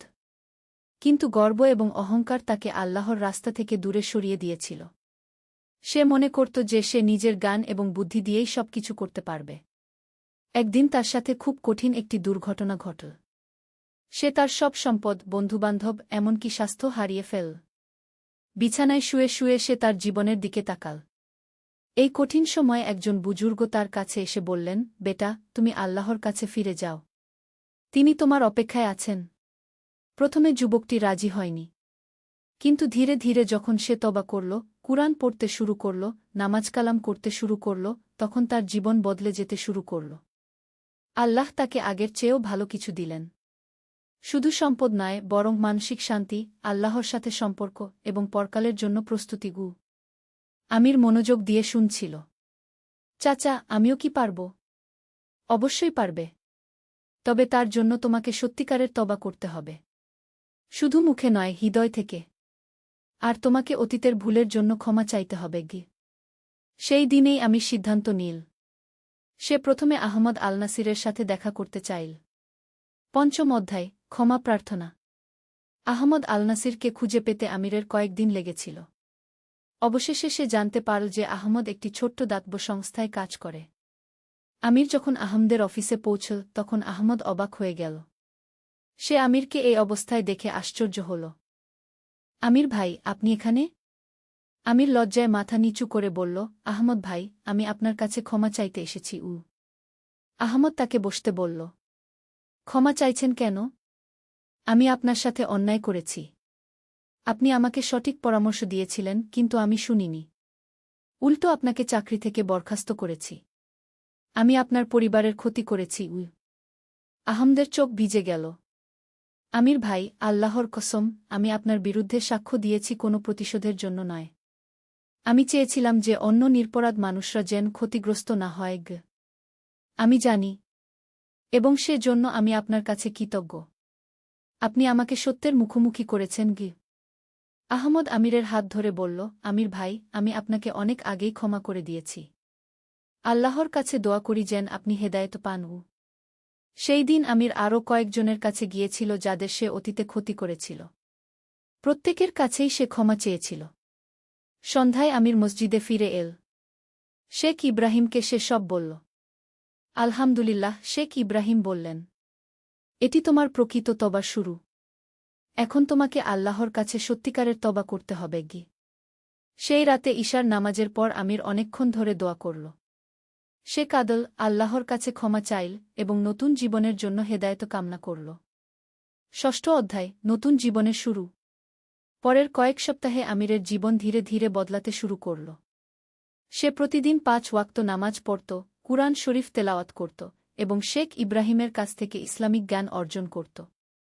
শেখ ইব্রাহিম আমিরকে মসজিদের ছোট্ট একটি কাজ দিলেন। সে মসজিদ পরিষ্কার করত, জুতা গুছিয়ে রাখত এবং ছোটখাটো কাজকর্ম করত। এই কাজের জন্য সে মাসে সামান্য কিছু টাকা পেত, যা দিয়ে তার চলে যেত। একদিন আমি শেখ ইব্রাহিমকে জিজ্ঞেস করল, চাচা, আমি কি আবার ব্যবসা করতে পারব? শেখ ইব্রাহিম বললেন, অবশ্যই পারবে। ইসলাম ব্যবসা করতে নিষেধ করে না, বরং সৎ ব্যবসাকে উৎসাহিত করে। তবে এবার তুমি হালাল উপায়ে ব্যবসা করবে। কিন্তু আমার কাছে তো পুঁজি নেই। আল্লাহর রাস্তায় যে চলে, তিনি তার রিজিকের ব্যবস্থা করেন। তুমি ছোট করে শুরু করোক। আমির ভাবতে লাগল কি করতে পারে। একদিন সে মনে করল যে সে ছোট করে হলেও একটি ব্যবসা শুরু করতে পারে। তার কাছে যে সামান্য কিছু টাকা জমেছিল, সে দিয়ে সে সিদ্ধান্ত নিল একটি ছোট্ট চানাস্তার দোকান খুলবে। আমির মসজিদের কাছেই একটি ছোট্ট জায়গা ভাড়া নিল। সেখানে সে একটি সাধারণ চানাস্তার দোকান খুল। দোকানের নাম রাখল বরকত চা ঘর। প্রথম দিকে খুব কম কাস্টমার আসত, কিন্তু আমির হাল ছাড়ল না। সে সৎভাবে ব্যবসা করত, ভালো চা বানাত, দাম কম রাখত এবং কখনো কারো সাথে প্রতারণা করত না। ধীরে ধীরে মানুষজন তার দোকানের কথা জানতে পারল। তার সততা এবং ভালো ব্যবহারের কারণে কাস্টমার বাড়তে শুরু করল। সপ্তম অধ্যায়, বরকতময় রিজিক। 3 মাস পরে আমিরের ব্যবসা অনেকটাই ভালো চলছিল। সে প্রতিদিন 5 ওয়াক্ত নামাজের জন্য দোকান বন্ধ করত। অনেকে তাকে বলত যে এতে তার লস হবে, কিন্তু আমির দেখল যে বরং তার ব্যবসায় বরকত হচ্ছে। একদিন একজন বয়স্ক ব্যবসায়ী তার দোকানে এলেন। তিনি আমিরের সততা এবং নামাজের প্রতি দায়বদ্ধতা দেখে মুগ্ধ হলেন। বেটা, তুমি খুব সৎ। আমার একটি প্রস্তাব আছে। আমি একটি বড় হোটেলের মালিক। তুমি যদি চাও আমি তোমাকে আমার হোটেলে খাবারের সাপ্লাই করার কাজ দিতে পারি। আমির খুশি হয়ে গেল। কিন্তু সে সতর্কতার সাথে জিজ্ঞেস করল, চাচা, এতে কি সব কিছু হালাল হবে? বয়স্ক ব্যবসায়ী হাসলেন। অবশ্যই বেটা। আমিও একজন মুসলিম। আমি হারাম কাজ করি না গি। এই নতুন কাজের মাধ্যমে আমিরের আয় অনেক বেড়ে গেল। কিন্তু সাফল্যের সাথে সাথে সে আরও বিমলি হতে থাকল। সে তার আয়ের একটি অংশ সতকা করত, দরিদ্রদের সাহায্য করত, মসজিদে দান করত। একদিন শেখ ইব্রাহিম তাকে বললেন, মাশাআল্লাহ আমির, তুমি দেখতে পাচ্ছ কিভাবে আল্লাহ হালাল রিজিকে বরকত দিচ্ছেন? আমির কৃতজ্ঞতার সাথে বলল, জি চাচা। আমি এখন বুঝতে পারছি যে আগে আমার যে অনেক টাকা ছিল তাতে কোনো শান্তি ছিল না। এখন কম টাকা থাকলেও আমার মন ভরা গিয়ে। অষ্টম অধ্যায়, পরীক্ষার সময়। আমিরের ব্যবসা যখন ভালো চলছিল তখন একটি বড় পরীক্ষা এল। একদিন তার পুরানো একজন সহযোগী করিম আল শাইখ তার কাছে এল। করিম এক সময় আমিরের সাথে দুর্নীতিমূলক ব্যবসা করত। আমির ভাই, করিম বলল, আমার কাছে একটি বিশাল সুযোগ আছে। আমরা সরকারি একটি প্রজেক্টে টেন্ডার পেতে পারি। তবে এর জন্য আমাদের কিছু অফিসারদের ঘুষ দিতে হবে। আমি জানি তুমি এখন ধার্মিক হয়ে গেছ, কিন্তু এটা একটা ছোট্ট ব্যাপার। এই একবার করলেই আমরা কোটি টাকা কামাতে পারব। আমির একটুক্ষণ চুপ রইল। তারপর দৃঢ়ভাবে বলল, করিম ভাই, আমি এই ধরনের কাজ আর করব না। আল্লাহর কাছে তওবা করেছি। করিম রেগে গেল। তুমি পাগল হয়ে গেছ। এই সুযোগ হাতছাড়া করো না গে। না ভাই, আমি হালাল রিজিকেই খুশি আছি গু। করিম চলে গেল। কয়েক মাস পরে আমির শুনল যে করিম আবার দুর্নীতির জন্য ধরা পড়েছে এবং জেলে গেছে। আমির আল্লাহর শুকরিয়া আদায় করল যে তিনি তাকে সঠিক সিদ্ধান্ত নিতে সাহায্য করেছেন। নবম অধ্যায়, মায়ের দোয়া। এই সময় আমির তার মা হাজেরা বেগমের সাথে দেখা করতে গেল। মা তার ছেলের পরিবর্তন দেখে খুশি হলেন। মা, আমির বলল, আমি আপনার কাছে ক্ষমা চাই। আমি আপনার অনেক কষ্ট দিয়েছি। হাজেরা বেগম কাঁদতে কাঁদতে বললেন, বেটা, আমি তো রোজ তোমার জন্য দোয়া করেছি। আল্লাহ আমার দোয়া কবুল করেছেন গু। মা, আপনি আমার সাথে থাকবেন? আমি আপনার সেবা করতে চাই। হাজেরা বেগম খুশি হয়ে রাজি হলেন। আমির একটি ছোট্ট কিন্তু পরিষ্কার বাড়ি ভাড়া নিল এবং তার মায়ের সাথে থাকতে শুরু করল। মা এবং ছেলে একসাথে নামাজ পড়তেন, কুরআন তেলাওয়াত করতেন। আমির দেখতে পেল যে তার মায়ের দোয়ায় তার জীবনে কতই না বরকত। দশম অধ্যায়, সামাজিক দায়বদ্ধতা। আমিরের ব্যবসা ক্রমাগত বৃদ্ধি পাচ্ছিল। কিন্তু এবার সে তার সাফল্যের মাধ্যমে সমাজের কল্যাণে কাজ করতে চাইল। সে আল মাহমুদ সেবা ট্রাস্ট নামে একটি দাতব্য সংস্থা প্রতিষ্ঠা করল। এই সংস্থার মাধ্যমে সে দরিদ্রদের খাবার বিতরণ, অসহায়দের চিকিৎসা সহায়তা এবং এতিম শিশুদের লেখাপড়ার ব্যবস্থা করত। একদিন আমির একটি এতিমখানা পরিদর্শন করতে গেল। সেখানে সে দেখল অনেক ছোট্ট শিশুরা খুব কষ্টে দিন কাটাচ্ছে। একটি 7-8 বছর বয়সী মেয়ে তার কাছে এসে বলল, চাচা, আমার আব্বু আম্মু নেই। আমি কি আপনার সন্তান হতে পারি? মেয়েটির কথায় আমিরের চোখ ভিজে গেল। সে সিদ্ধান্ত নিল যে সে এই এতিমখানার জন্য নিয়মিত সহায়তা করবে। একাদশ অধ্যায়, প্রকৃত সাফল্য। 2 বছর পরে আমিরের অবস্থা সম্পূর্ণ পাল্টে গিয়েছিল। তার ব্যবসা এখন মধ্যম আকারের একটি প্রতিষ্ঠান। কিন্তু এবার সব কিছুই ছিল হালাল এবং সৎ উপায়ে অর্জিত। শেখ ইব্রাহিম একদিন তাকে বললেন, আমির বেটা, তুমি এখন প্রকৃত অর্থে একজন সফল ব্যবসায়ী গো। চাচা, আমার আগের তুলনায় তো অনেক কম সম্পদ গ। বেটা, প্রকৃত সফলতা শুধু টাকার পরিমাণে মাপা যায় না। তুমি এখন মানসিক শান্তিতে আছো, আল্লাহর সাথে তোমার সম্পর্ক ভালো, তুমি সমাজের কল্যাণে কাজ করছ, তোমার মায়ের সেবা করছ। এটাই তো প্রকৃত সাফল্য। আমির বুঝতে পারল যে শেখ ইব্রাহিম ঠিকই বলেছেন। আগে তার কোটি টাকা থাকলেও সে সুখী ছিল না। এখন কম টাকা থাকলেও সে সত্যিই খুশি। দ্বাদশ অধ্যায়, নতুন চ্যালেঞ্জ।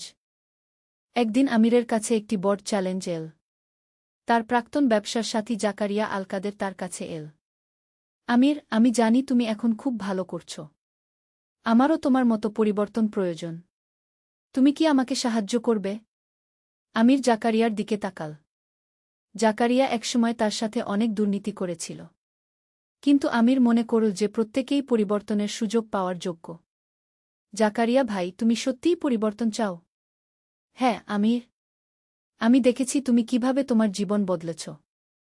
আমিও চাই।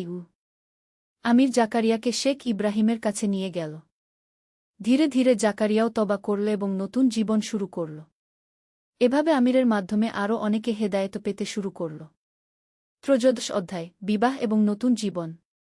৩ বছর পরে শেখ ইব্রাহিম আমিরকে বিয়ের প্রস্তাব দিলেন। বেটা, তোমার এখন বিয়ে করা উচিত। আমার এক আত্মীয় আছেন, তার মেয়ে ফাতিমা খুবই ভালো এবং ধার্মিক। তুমি যদি চাও, আমি কথা বলতে পারি। আমির ভেবে দেখে রাজি হয়ে গেল। ফাতিমা একজন শিক্ষিত এবং ধার্মিক মেয়ে ছিল। সে আমিরের অতীত জেনেও তাকে বিয়ে করতে রাজি হয়েছিল। আমিরের বিয়ে হল খুবই সাধারণভাবে, কিন্তু সেখানে ছিল আন্তরিকতা এবং বরকত। বিয়ের পর আমির এবং ফাতিমা একসাথে ইসলামিক নীতি অনুযায়ী জীবনযাপন করতে শুরু করল। ফাতিমা আমিরের ব্যবসায়ও সাহায্য করত এবং দাতব্য কাজে অংশগ্রহণ করত। চতুর্দশ অধ্যায়, পরবর্তী প্রজন্ম। ২ বছর পরে আল্লাহ আমির এবং ফাতিমাকে একটি পুত্র সন্তান দান করলেন। তারা তার নাম রাখল আবদুল্লাহ। আমির তার ছেলেকে ছোটবেলা থেকেই ইসলামিক মূল্যবোধ শেখাতে শুরু করল। সে চাইত যেন তার ছেলে তার মতো ভুল না করে। একদিন ছোট্ট আবদুল্লাহ তার বাবাকে জিজ্ঞেস করল, আব্বু, আপনি কেন রোজ এত সাদকা করেন? আমির তার ছেলেকে কোলে নিয়ে বলল, বেটা, আল্লাহ আমাদের যা কিছু দিয়েছেন সবই তার আমানত। আমাদের উচিত গরিবদের সাথে ভাগ করে নেওয়া গে। আমি বড় হলে আমিও এরকম করব, আবদুল্লাহ বলল। আমিরের চোখে খুশির পানি এসে গেল। পঞ্চদশ অধ্যায়, আহমদ আল নাসিরের সাথে পুনর্মিলন। ৫ বছর পরে আমির একদিন বাজারে যেতে গিয়ে আহমদ আল নাসিরের সাথে দেখা হল। আহমদ ভাই, আমির খুশি হয়ে বলল। আহমদও খুশি হয়ে তাকে জড়িয়ে ধরল। আমির ভাই, আপনাকে দেখতে তো একদম অন্যরকম লাগছে। মাশাআল্লাহ গু। আহমদ ভাই, আপনার কারণেই আমি সঠিক পথে ফিরেছি। আপনি না থামালে আমি হয়তো আরও গভীর অন্ধকারে চলে যেতাম গু। আল্লাহর ইচ্ছায় সব হয়েছে। আমি খুশি যে আপনি এখন ভালো আছেন গু। আমির আহমদকে তার বর্তমান ব্যবসা এবং দাতব্য কাজের কথা বলল। আহমদ অভিভূত হয়ে শুনল। ভাই, আমার একটা প্রস্তাব আছে। আপনি যদি চান, আমরা একসাথে একটি বড় দাতব্য প্রকল্প শুরু করতে পারি। এভাবে ২ পুরানো বন্ধু আবার একসাথে কাজ করতে শুরু করল, এবার সমাজের কল্যাণের জন্য। ষোড়শ অধ্যায়, শেখ ইব্রাহিমের শেষ উপদেশ। ১০ বছর পরে শেখ ইব্রাহিম বৃদ্ধ এবং অসুস্থ হয়ে পড়লেন। আমির প্রতিদিন তার সেবা করত। একদিন শেখ ইব্রাহিম আমিরকে ডেকে বললেন, বেটা আমির, আমার সময় হয়তো শেষ হয়ে আসছে গু। চাচা, এমন কথা বলবেন না। আমিরের চোখ ভিজে গেল। আমির, তুমি আমার জীবনের সবচেয়ে সুন্দর অধ্যায়। আল্লাহ তোমার মাধ্যমে আমাকে অনেক সওয়াব দিয়েছেন। তুমি যেভাবে তওবা করে নতুন জীবন শুরু করেছ, এটা আমার জন্য অনেক বড় খুশির বিষয় গু। চাচা, আপনিই তো আমাকে সঠিক পথ দেখিয়েছেন গু। আমি শুধু আল্লাহর একটি মাধ্যম ছিলাম। প্রকৃত হেদায়েত আল্লাহর পক্ষ থেকেই আসে গি। শেখ ইব্রাহিম আরও কিছুক্ষণ আমিরের সাথে কথা বললেন, তাকে উপদেশ দিলেন সবসময় সঠিক পথে থাকার জন্য। কয়েকদিন পরে শেখ ইব্রাহিম ইন্তেকাল করলেন। আমির তার জানাজায় অংশগ্রহণ করল এবং গভীর দুঃখ অনুভব করল। সপ্তদশ অধ্যায়, দায়িত্ব গ্রহণ। শেখ ইব্রাহিমের মৃত্যুর পর আমির অনুভব করল যে তার এখন দায়িত্ব রয়েছে অন্যদের হেদায়েতের পথ দেখানোর। সে মসজিদে নিয়মিত ইসলামিক আলোচনা সভার আয়োজন করতে শুরু করল। সেখানে সে তার জীবনের গল্প বলত এবং মানুষদের সঠিক পথে চলার উপদেশ দিত। অনেক যুবক আমিরের কাছে এসে তাদের জীবনের সমস্যার কথা বলত। আমির তাদের সবাইকে ধৈর্য সহকারে পরামর্শ দিত। একদিন একজন যুবক এসে বলল, আমির ভাই, আমিও একসময় আপনার মতো ভুল পথে ছিলাম। আপনার গল্প শুনে আমার মনে তওবার ইচ্ছা হয়েছে গি। এরকম অনেকেই আমিরের মাধ্যমে সঠিক পথে ফিরে এল। অষ্টাদশ অধ্যায়, পূর্ণতার দিকে। ১৫ বছর কেটে গেল। আমির এখন ৫০ বছরের একজন মধ্যবয়স্ক মানুষ। তার ব্যবসা এখন বেশ বড়, কিন্তু সে কখনো তার নীতি থেকে বিচ্যুত হয়নি। তার ছেলে আবদুল্লাহ এখন ১৫ বছর বয়সী একজন ভালো ছাত্র এবং ধার্মিক যুবক। আমির দেখতে পেল যে তার ছেলে সঠিক পথে বেড়ে উঠছে। একদিন আবদুল্লাহ তার বাবাকে বলল, আব্বু, আমি বড় হলে আপনার মতো মানুষদের সাহায্য করতে চাই। আমিরের মনে পড়ে গেল তার নিজের যৌবনের কথা, যখন সে শুধু টাকার পেছনে ছুটত। আবদুল্লাহ, আমির বলল, তুমি যা চাও তা খুবই ভালো। কিন্তু মনে রাখবে, প্রথমে নিজেকে আল্লাহর কাছে সঁপে দাও। তারপর সবকিছুই সহজ হয়ে যাবে। বিংশ অধ্যায় চূড়ান্ত পরীক্ষা। আমিরের জীবনে আরেকটি বড় পরীক্ষা এল যখন তার মা হাজেরা বেগম অসুস্থ হয়ে পড়লেন। ডাক্তাররা বললেন যে তার মায়ের অবস্থা গুরুতর। আমির দিনরাত তার মায়ের সেবা করতে লাগল। সে তার ব্যবসার কাজ কমিয়ে দিয়ে মায়ের পাশে থাকত। একদিন হাজেরা বেগম তার ছেলেকে ডেকে বললেন, আমির বেটা, আমি এখন খুশি মনে মৃত্যুর জন্য প্রস্তুত। তুমি তওবা করে আল্লাহর পথে ফিরে এসেছ। এর চেয়ে বড় খুশি একজন মায়ের জন্য আর কি হতে পারে? আমির কাঁদতে কাঁদতে বলল, মা, আপনার দোয়াই আমাকে এই পর্যায়ে এনেছে। বেটা, আমার পর তুমি তোমার পরিবার এবং সমাজের দায়িত্ব নিও। আল্লাহর রাস্তায় কাজ করো। কিছুদিন পরে হাজেরা বেগম ইন্তেকাল করলেন। আমির গভীর শোকে মুহ্যমান হয়ে পড়ল, কিন্তু সে জানত যে তার মা জান্নাতে আছেন। বিংশ অধ্যায় উত্তরাধিকার। 3 বছর পরে আমির সিদ্ধান্ত নিল যে সে তার ব্যবসার একটি বড় অংশ তার ছেলে আব্দুল্লাহকে শেখাবে। আব্দুল্লাহ তখন 18 বছর বয়সী একজন বিচক্ষণ যুবক। আব্দুল্লাহ, আমির বলল, আমি তোমাকে ব্যবসা শেখাব, কিন্তু সবার আগে তোমাকে ইসলামিক ব্যবসার নীতিগুলো ভালোভাবে বুঝতে হবে। আব্দুল্লাহ তার বাবার কাছে ইসলামিক ব্যবসার নীতিমালা শিখতে শুরু করল। সততা, ন্যায়পরায়ণতা, দরিদ্রদের সাহায্য, সবকিছুই। ধীরে ধীরে আব্দুল্লাহ ব্যবসায় অংশগ্রহণ করতে শুরু করল এবং প্রমাণ করল যে সে তার বাবার যোগ্য উত্তরাধিকারী। বিংশ অধ্যায় জীবনের সন্ধ্যাকাল। আরও 10 বছর কেটে গেল। আমির এখন 60 বছর বয়সী একজন বুজুর্গ। তার চুল সাদা হয়ে গেছে, কিন্তু চেহারায় এক অদ্ভুত প্রশান। নূরের আলো। একটি ইসলামিক গল্প। প্রথম অধ্যায় হৃদয়ের অন্ধকার। বাগদাদের পুরাতন বাজারে একটি ছোট্ট দোকান ছিল। দোকানের মালিক ছিলেন আবু তালিব। তিনি কাপড়ের ব্যবসা করতেন, কিন্তু তার হৃদয়ে কোনো শান্তি ছিল না। প্রতিদিন সকাল থেকে সন্ধ্যা পর্যন্ত শুধু টাকা পয়সার চিন্তায় ব্যস্ত থাকতেন। নামাজের সময় হলেও তিনি দোকান বন্ধ করতেন না, বরং গ্রাহকদের সাথে দরদাম নিয়ে ব্যস্ত থাকতেন। আবু তালিবের একটি পুত্র ছিল, নাম ইউসুফ। মাত্র 16 বছর বয়সের এই কিশোরটি ছিল তার বাবার চেয়ে সম্পূর্ণ ভিন্ন। ইউসুফ প্রতিদিন 5 ওয়াক্ত নামাজ পড়ত, কুরআন তিলাওয়াত করত এবং গরিব দুঃখীদের সাহায্য করার জন্য সবসময় প্রস্তুত থাকত। কিন্তু তার বাবা তাকে এসব কাজের জন্য বকাঝকা করতেন। ইউসুফ, এই অলস কাজগুলো বাদ দিয়ে ব্যবসায় মন দাও, আবু তালিব রাগ করে বলতেন। নামাজ কালাম দিয়ে পেট ভরে না। টাকা কামাই করো, তাহলে জীবনে সুখে থাকবে। ইউসুফ মৃদু হেসে বলত, বাবা, আল্লাহ তায়ালার ইবাদত আমাদের আত্মিক শান্তি দেয়া। টাকা পয়সা শুধু দুনিয়ার সুখ দেয়া, কিন্তু হৃদয়ের প্রকৃত শান্তি আসে আল্লাহর নিকটতা থেকে। কিন্তু আবু তালিব তার কথায় কান দিতেন না। একদিন সকালে আবু তালিব তার দোকানে বসে হিসাব নিকাশ করছিলেন। হঠাৎ একজন বৃদ্ধ লোক দোকানে এলেন। তার পরনে ছিটছিটে পুরাতন জুব্বা, মাথায় সাদা পাগড়ি। তার চোখে ছিল এক অদ্ভুত প্রশান্তি। আসসালামু আলাইকুম ভাই, বৃদ্ধ লোক বললেন। আবু তালিব মুখ তুলে তাকালেন না। কি চান? একটু পানি খেতে পারি?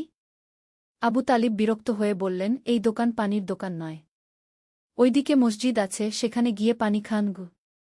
বৃদ্ধ লোক কিছু বললেন না, কিন্তু তার চোখে এক ধরনের দুঃখ ফুটে উঠল। তিনি ধীরে ধীরে দোকান থেকে বেরিয়ে গেলেন। ইউসুফ সব দেখছিল। সে দৌড়ে গিয়ে বৃদ্ধ লোকটিকে ধরে ফেল। দাদু, অপেক্ষা করুন। আসুন, আমি আপনাকে পানি দিই। সে বৃদ্ধ লোকটিকে নিয়ে এসে পানি খাওয়াল এবং তার সাথে সম্মানের সাথে কথা বলল। তুমি বড় ভালো ছেলে, বৃদ্ধ লোক বললেন। আল্লাহ তোমার কল্যাণ করুন। দ্বিতীয় অধ্যায় স্বপ্নের বার্তা। সেই রাতে আবু তালিব একটি অদ্ভুত স্বপ্ন দেখলেন। তিনি দেখলেন যে তিনি একটি অন্ধকার মরুভূমিতে দাঁড়িয়ে আছেন। চারদিকে শুধু অন্ধকার আর অন্ধকার। তিনি খুব ভয় পেয়ে চিৎকার করে সাহায্য চাইছেন, কিন্তু কোনো সাড়া পাচ্ছেন না। হঠাৎ দূর থেকে একটি আলো দেখা গেল। সেই আলোর দিকে তিনি দৌড়াতে লাগলেন। কিন্তু যতই দৌড়াচ্ছেন ততই আলোটি দূরে সরে যাচ্ছে। তিনি হাঁপিয়ে পড়লেন, আর তখনই দেখলেন যে আগের দিনের সেই বৃদ্ধ লোকটি তার সামনে দাঁড়িয়ে আছেন। তুমি হারিয়ে গেছ, বৃদ্ধ লোক বললেন। আমি কোথায় আছি? এখানে এত অন্ধকার কেন? আবু তালিব জিজ্ঞেস করলেন। এটা তোমার হৃদয়ের অবস্থা। তুমি আল্লাহর আলো থেকে এত দূরে চলে গেছ যে তোমার হৃদয় অন্ধকার হয়ে গেছে। কিন্তু আমি তো মুসলমান। আমি কালেমা পড়েছি। কালেমা মুখে বলাই যথেষ্ট নয়। তাকে হৃদয়ে ধারণ করতে হয়, কাজে প্রমাণ করতে হয়। বৃদ্ধ লোক তার হাত বাড়িয়ে দিলেন। চলো, আমি তোমাকে আলোর পথ দেখাই। আবু তালিব জেগে উঠলেন। তার সারা শরীর ঘামে ভিজে গিয়েছিল। স্বপ্নটি এতটাই বাস্তব মনে হয়েছিল যে তিনি ভাবতে পারছিলেন না যে এটি স্বপ্ন নাকি বাস্তব। সকালে তিনি ফজরের নামাজের সময় জেগেছিলেন, কিন্তু নামাজ না পড়েই দোকানে চলে গেলেন। কিন্তু সারাদিন তার মন অস্থির ছিল। বারবার সেই স্বপ্নের কথা মনে পড়ছিল। তৃতীয় অধ্যায়, পরীক্ষার সময়। কয়েকদিন পর শহরে একটি ভয়াবহ ঝড় এল। বৃষ্টি আর বাতাসে পুরো বাজার তছনছ হয়ে গেল। আবু তালিবের দোকানের ছাদ ভেঙে পড়ল এবং তার অনেক মাল পানিতে নষ্ট হয়ে গেল। এই তো জীবনের শেষ, তিনি হাহাকার করতে লাগলেন। আমার সব টাকা পয়সা শেষ। এখন কি করব? ইউসুফ বাবার কাছে এসে বলল, বাবা, চিন্তা করবেন না। আল্লাহ তাআলা আমাদের পরীক্ষা নিচ্ছেন। তিনি আমাদের সাহায্য করবেন। কিভাবে সাহায্য করবেন? আমার দোকানের সব মাল নষ্ট হয়ে গেছে। বাবা, আপনি কি ভুলে গেছেন? আল্লাহ তাআলা কুরআনে বলেছেন, যে আল্লাহর উপর ভরসা রাখে তিনি তার জন্য যথেষ্ট। আসুন আমরা আল্লাহর কাছে সাহায্য চাই। কিন্তু আবু তালিব তখনও তার কথা শুনতে পারছিলেন না। পরদিন তিনি দেখলেন যে পাশের দোকানিরা সবাই একসাথে মিলে একে অপরকে সাহায্য করছে। যার দোকান বেশি ক্ষতিগ্রস্ত হয়েছে, অন্যরা মিলে তার দোকান মেরামত করছে। কিন্তু কেউ আবু তালিবের কাছে এল না। কেন কেউ আমাকে সাহায্য করছে না? তিনি মনে মনে ভাবলেন। তখন তার মনে পড়ল গত কয়েক বছরে তিনি কখনো কারো সাহায্যে এগিয়ে যাননি। উল্টো অনেকবার অন্যদের সাহায্যের প্রয়োজন হলেও তিনি এড়িয়ে গেছেন। চতুর্থ অধ্যায়, আলোর খোঁজে। সেই রাতে আবু তালিব মসজিদে গেলেন। অনেকদিন পর। মসজিদে তখন ঈশার নামাজের পর দোয়া হচ্ছিল। তিনি পেছনে বসে সবার দোয়া শুনছিলেন। ইমাম সাহেব দোয়া করছিলেন, আল্লাহুম্মা আহদিনা ফিমান হাদাইত, হে আল্লাহ, আমাদের হেদায়েত দান করুন যেমনটা আপনি অন্যদের দিয়েছেন। এই দোয়া শুনে আবু তালিবের চোখ দিয়ে অশ্রু গড়িয়ে পড়ল। তিনি বুঝতে পারলেন যে তিনি সত্যিই পথভ্রষ্ট হয়ে গেছেন। নামাজের পর তিনি ইমাম সাহেবের কাছে গেলেন। ইমাম সাহেব ছিলেন একজন বিজ্ঞ আলেম, নাম মাওলানা ইব্রাহিম। হুজুর, আমি আল্লাহর পথে ফিরে আসতে চাই, আবু তালিব বললেন। কিন্তু বুঝতে পারছি না কোথা থেকে শুরু করব। মাওলানা ইব্রাহিম মৃদু হেসে বললেন, ভাই, আল্লাহর রহমত অসীম। যে কোনো সময় তার কাছে ফিরে আসা যায়। তবে সবার আগে নিয়ত ঠিক করতে হবে। আল্লাহর সন্তুষ্টির জন্য জীবন পরিবর্তন করার সংকল্প নিতে হবে। আমি কিভাবে বুঝব যে আমি সঠিক পথে আছি? দেখুন ভাই, আল্লাহর নৈকট্য লাভের অনেক উপায় আছে। প্রথমত, নিয়মিত নামাজ পড়তে হবে।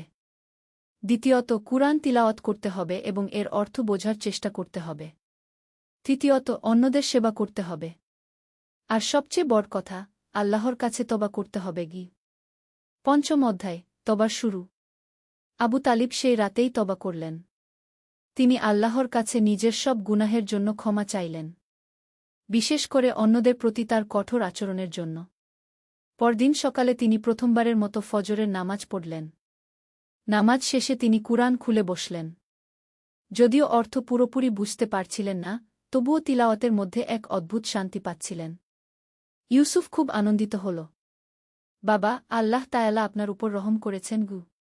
হ্যাঁ বেটা, আমি বুঝতে পেরেছি যে আমি কত বছর অনর্থক জীবন কাটিয়েছি। এখন থেকে আমি নতুন জীবন শুরু করব। আবু তালিব তার ক্ষতিগ্রস্ত দোকান মেরামত করার পরিবর্তে প্রথমে পাশের দোকানিদের সাহায্য করতে গেলেন। যার দোকান বেশি ক্ষতিগ্রস্ত হয়েছিল, তিনি তার দোকান মেরামতে হাত লাগালেন। আবু তালিব ভাই, আপনার নিজের দোকানেরও তো দেখাশোনা দরকার, তারা বলল।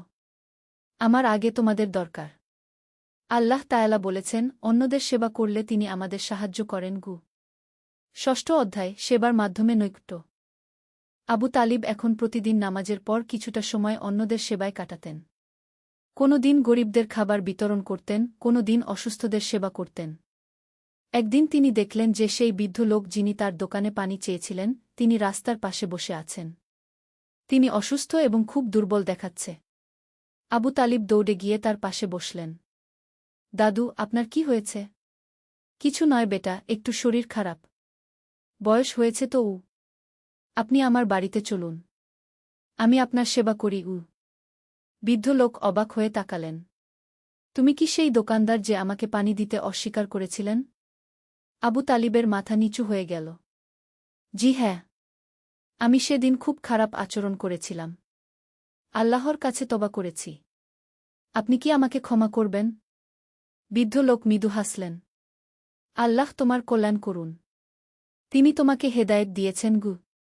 আবু তালিব বৃদ্ধ লোকটিকে নিজের বাড়িতে নিয়ে গেলেন। তার নাম ছিল আব্দুল কারিম। তিনি একজন হাফেজ ছিলেন এবং ইসলামিক গানে খুব পণ্ডিত ছিলেন। 7ম অধ্যায়, গানের আলো। আব্দুল কারিম সাহেবের কাছে থেকে আবু তালিব ইসলাম সম্পর্কে অনেক কিছু শিখলেন। তিনি তাকে কুরআনের তাফসির শেখালেন, হাদিসের ব্যাখ্যা দিলেন। দেখুন আবু তালিব, আল্লাহ তায়ালা কুরআনে বলেছেন, যারা ঈমান এনেছে এবং সৎকাজ করেছে, তাদের জন্য রয়েছে জান্নাতের নিচ দিয়ে বয়ে যাওয়া নদীসমূহ, কিন্তু শুধু ঈমান আনলেই চলবে না, সাথে সৎকাজও করতে হবে গি। কিন্তু হুজুর, সৎকাজ বলতে কি বোঝায়? সৎকাজ হল আল্লাহর আদেশ মেনে চলা এবং মানুষের কল্যাণ করা। নামাজ, রোজা, হজ, জাকাত এগুলো হল আল্লাহর হক। আর পিতামাতার সেবা, আত্মীয় স্বজনের খোঁজখবর রাখা, গরিবদের সাহায্য করা, প্রতিবেশীদের সাথে ভালো আচরণ করা, এগুলো হল বান্দার হক কি। আবু তালিব মনোযোগ দিয়ে শুনছিলেন। আমি তো এতদিন শুধু টাকা পয়সার পেছনে দৌড়েছি। আল্লাহর হক আদায় করিনি, বান্দার হকও আদায় করিনি গি। কিন্তু এখনও দেরি হয়নি। আল্লাহ তায়ালা অত্যন্ত ক্ষমাশীল। যে তার কাছে ফিরে আসে তিনি তাকে সাদরে গ্রহণ করেন গু। 8ম অধ্যায়, জাকাতের গুরুত্ব। আব্দুল কারিম সাহেব একদিন আবু তালিবকে জাকাতের গুরুত্ব সম্পর্কে বললেন। দেখুন, ইসলামের 5টি স্তম্ভের মধ্যে জাকাত অন্যতম। এটি শুধু একটি ইবাদত নয়, বরং সমাজের কল্যাণের জন্য অত্যন্ত গুরুত্বপূর্ণ। কিন্তু আমার তো এখন তেমন সম্পদ নেই।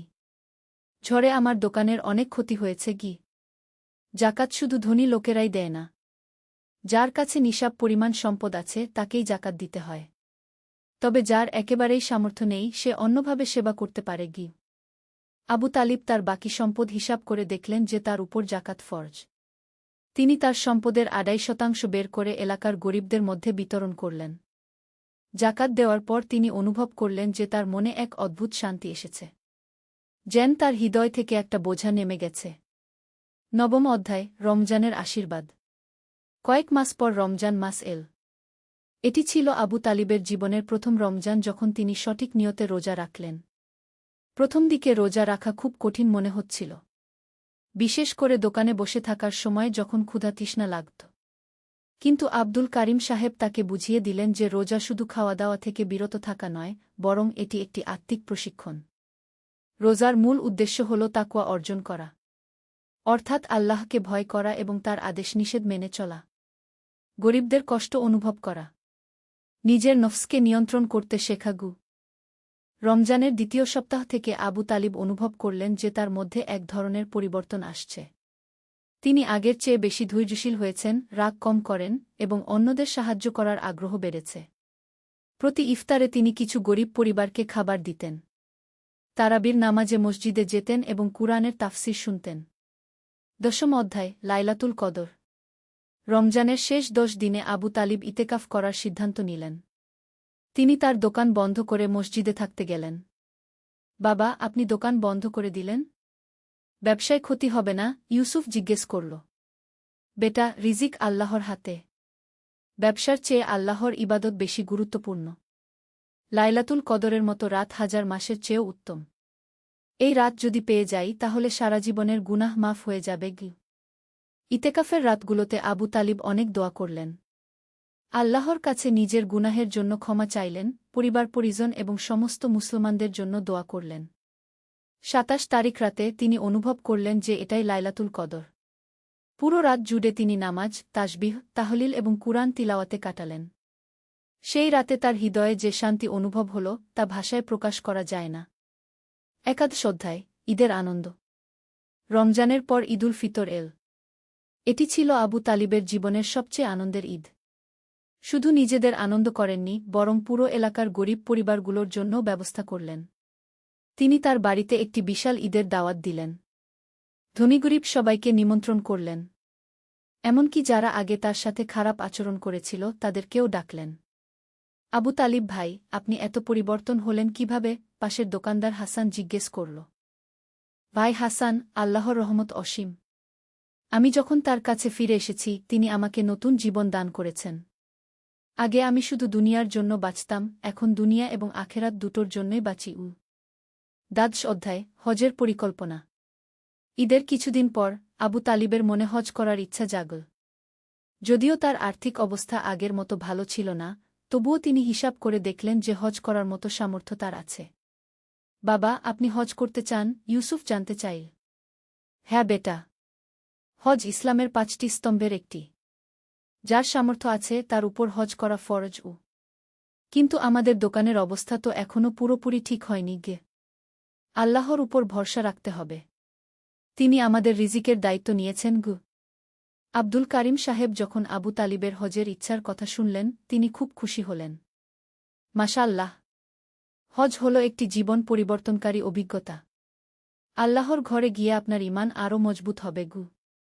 ত্রয়োদশ অধ্যায় হজের প্রস্তুতি। আবু তালিব হজের জন্য প্রস্তুতি নিতে শুরু করলেন। প্রথমে তিনি হজের বিধিবিধান শিখলেন।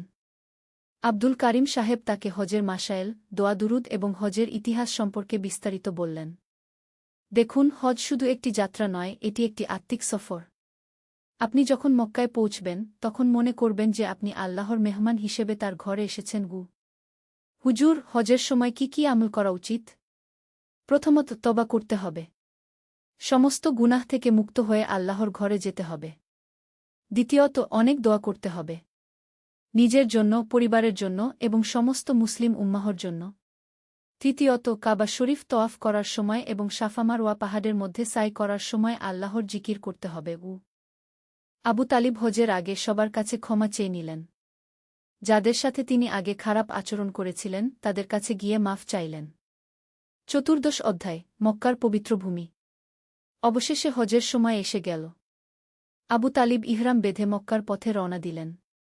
বিমানে বসেই তিনি তালবিয়া পড়তে শুরু করলেন, লাব্বাইক আল্লাহুম্মা লাব্বাইক, লাব্বাইক লা শারিকা লাকা লাব্বাইক।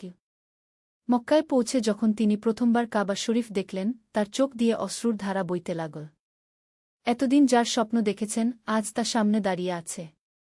সুবহানাল্লাহ! এই তো আল্লাহর ঘর, তিনি মনে মনে বললেন। তিনি কাবা তওয়াফ করলেন। প্রতিটি চক্করে তিনি আল্লাহর কাছে কিছু না কিছু চাইছিলেন। নিজের গুনাহ মাফের জন্য, পরিবারের কল্যাণের জন্য, উম্মতের হেদায়েতের জন্য। সাফা মারওয়া পাহাড়ের মধ্যে সাই করার সময় তিনি হযরত হাজেরা এর কথা ভাবছিলেন। কিভাবে তিনি তার সন্তান হযরত ইসমাইল এর জন্য পানি খুঁজে এই পাহাড়ের মধ্যে দৌড়াদৌড়ি করেছিলেন। পঞ্চদশ অধ্যায় আরাফাতের ময়দান। হজের সবচেয়ে গুরুত্বপূর্ণ দিন ছিল আরাফাতের দিন। এই দিনটিকে বলা হয় হজের প্রাণ। আবু তালিব লক্ষ লক্ষ হাজিদের সাথে আরাফাতের ময়দানে দাঁড়ালেন। চারদিকে শুধু সাদা কাপড় পরিহিত মানুষ। সবাই এক আল্লাহর ইবাদতে মশগুল। কোনো ধনী গরিবের ভেদাভেদ নেই, কোনো জাতিবর্ণের পার্থক্য নেই। সবাই সমান। এই তো ইসলামের সত্যিকারের রূপ, আবু তালিব ভাবলেন। সবাই এক আল্লাহর বান্দাগু। আরাফাতের দিন সূর্যাস্তের আগ পর্যন্ত তিনি দোয়ায় মশগুল থাকলেন। কান্নায় তার গলা ভেঙে গিয়েছিল। এই দিনের দোয়া যে কবুল হয় এই বিশ্বাসে তিনি সব কিছুর জন্য দোয়া করলেন। ষোড়শ অধ্যায় কোরবানির শিক্ষা। হজের পরের দিন ছিল কোরবানির দিন।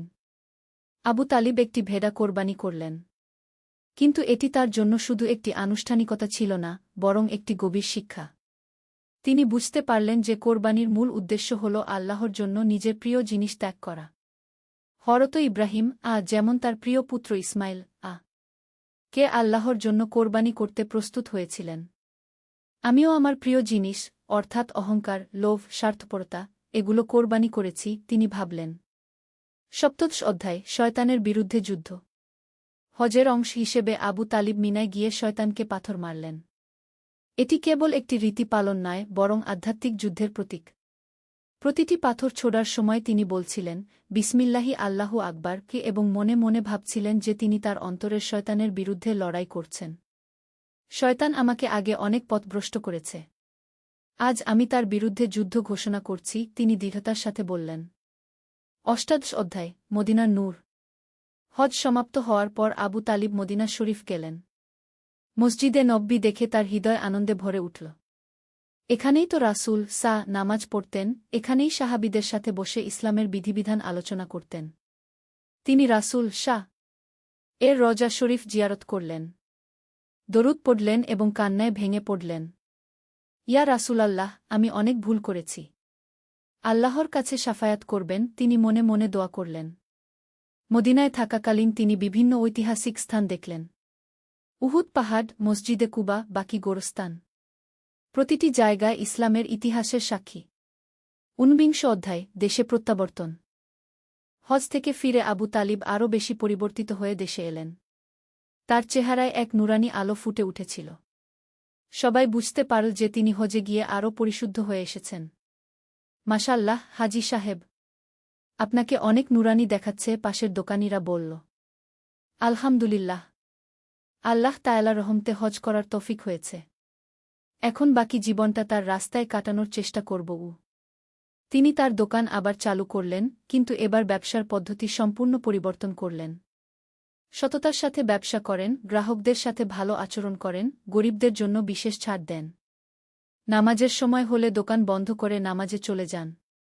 কোনো লোভলালসা তাকে আর আল্লাহর রাস্তা থেকে সরাতে পারে না। ২০ অধ্যায়, দাওয়াতি কাজ। হজ থেকে ফেরার পর আবু তালিব দাওয়াতি কাজে মনোযোগ দিলেন। তিনি বুঝতে পেরেছিলেন যে শুধু নিজে ভালো থাকলেই চলবে না, অন্যদেরকেও ভালো পথে আনতে হবে। তিনি এলাকায় একটি ইসলামিক শিক্ষা কেন্দ্র চালু করলেন, যেখানে বয়স্ক এবং কিশোর কিশোরীরা কুরআন শিখতে পারে, ইসলামের মৌলিক শিক্ষা নিতে পারে। বাবা, আপনার এই কাজ দেখে আমি গর্বিত, ইউসুফ বলল। বেটা, আল্লাহ তাআলা আমাকে হেদায়েত দিয়েছেন। এখন আমার দায়িত্ব হল অন্যদেরও এই আলোর দিকে ডাকাগু। আব্দুল কারিম সাহেব এখনও আবু তালিবের বাড়িতে থাকেন।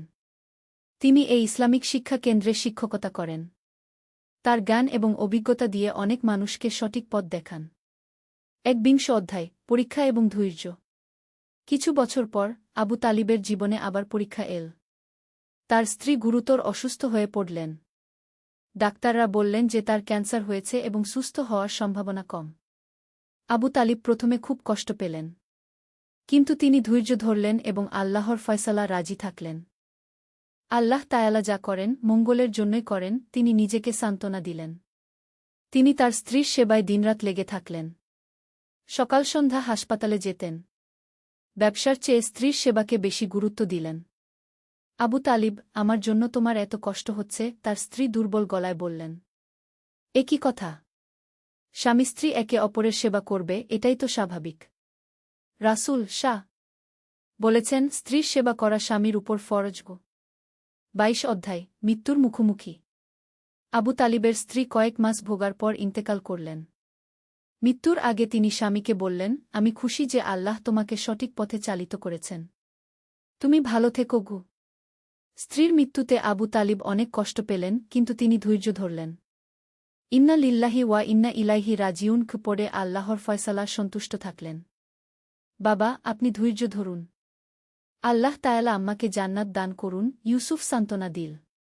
হ্যাঁ বেটা, মৃত্যু তো সবারই আসবে। আল্লাহ তাআলা আমাদের ধৈর্য পরীক্ষা করছেন। আমরা ধৈর্যের সাথে এই বিপদ মোকাবেলা করব। ২৩ অধ্যায়, সমাজসেবায় মনোযোগ।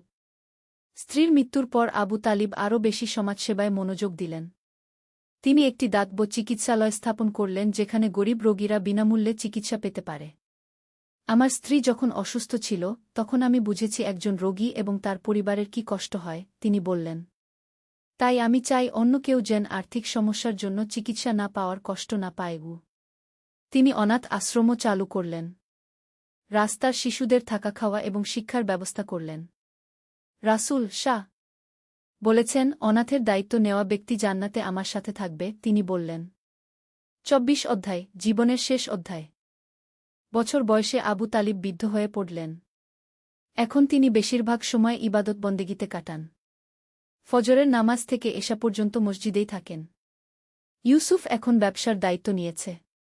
সেও বাবার পদাঙ্ক অনুসরণ করে সততার সাথে ব্যবসা করে এবং সমাজসেবায় অংশগ্রহণ করে। বাবা, আল্লাহ তাআলা আপনার বয়স বাড়িয়ে দিন। আমরা আরও অনেক কিছু শিখতে চাই আপনার কাছ থেকে, ইউসুফ বলল। বেটা, মৃত্যু আল্লাহর হাতে। আমি যা পেরেছি তোমাকে শিখিয়েছি। তুমি এই ধারা অব্যাহত রেখো। সমাজের কল্যাণে কাজ করো, দিনের খেদমত করো। আব্দুল কারিম সাহেব এখন অনেক বৃদ্ধ হয়েছেন। তিনি আবু তালিবকে বললেন, তুমি সত্যিই একজন আদর্শ মুসলমান হয়েছ। আল্লাহ তোমাকে জান্নাতুল ফিরদাউস দান করুন গো। 25 অধ্যায় মৃত্যুর প্রস্তুতি। একদিন আবু তালিব অসুস্থ হয়ে পড়লেন। ডাক্তার বললেন যে তার হৃদরোগ হয়েছে এবং খুব বেশি দিন সময় নেই। কিন্তু আবু তালিব একেবারেই ভয় পেলেন না। উল্টো তিনি খুশি যে অবশেষে তিনি তার প্রিয় আল্লাহর কাছে যাবেন। ইউসুফ, আমার কোনো অনুশোচনা নেই। আল্লাহ তায়ালা আমাকে তওবা করার সুযোগ দিয়েছেন, ভালো কাজ করার তৌফিক দিয়েছেন। এখন আমি তার কাছে ফিরে যেতে প্রস্তুত। তিনি তার জীবনের সব ভুলের জন্য আল্লাহর কাছে ক্ষমা চাইলেন। তওবা করলেন। দোয়া করলেন যেন আল্লাহ তার সব গুনাহ মাফ করে দেন। লা ইলাহা ইল্লাল্লাহ কি পড়তে পড়তে তিনি শান্তিতে ইন্তেকাল করলেন। 26 অধ্যায় স্মৃতির আলো। আবু তালিবের মৃত্যুর পর পুরো এলাকার মানুষ কান্নায় ভেঙে পড়ল। তিনি যে কত মানুষের কল্যাণ করেছেন তার মৃত্যুর পর সবার কাছে স্পষ্ট হয়ে উঠল। তিনি ছিলেন আমাদের এলাকার একজন অভিভাবক, একজন বলল। তার মতো সৎ ব্যবসায়ী আর দেখ।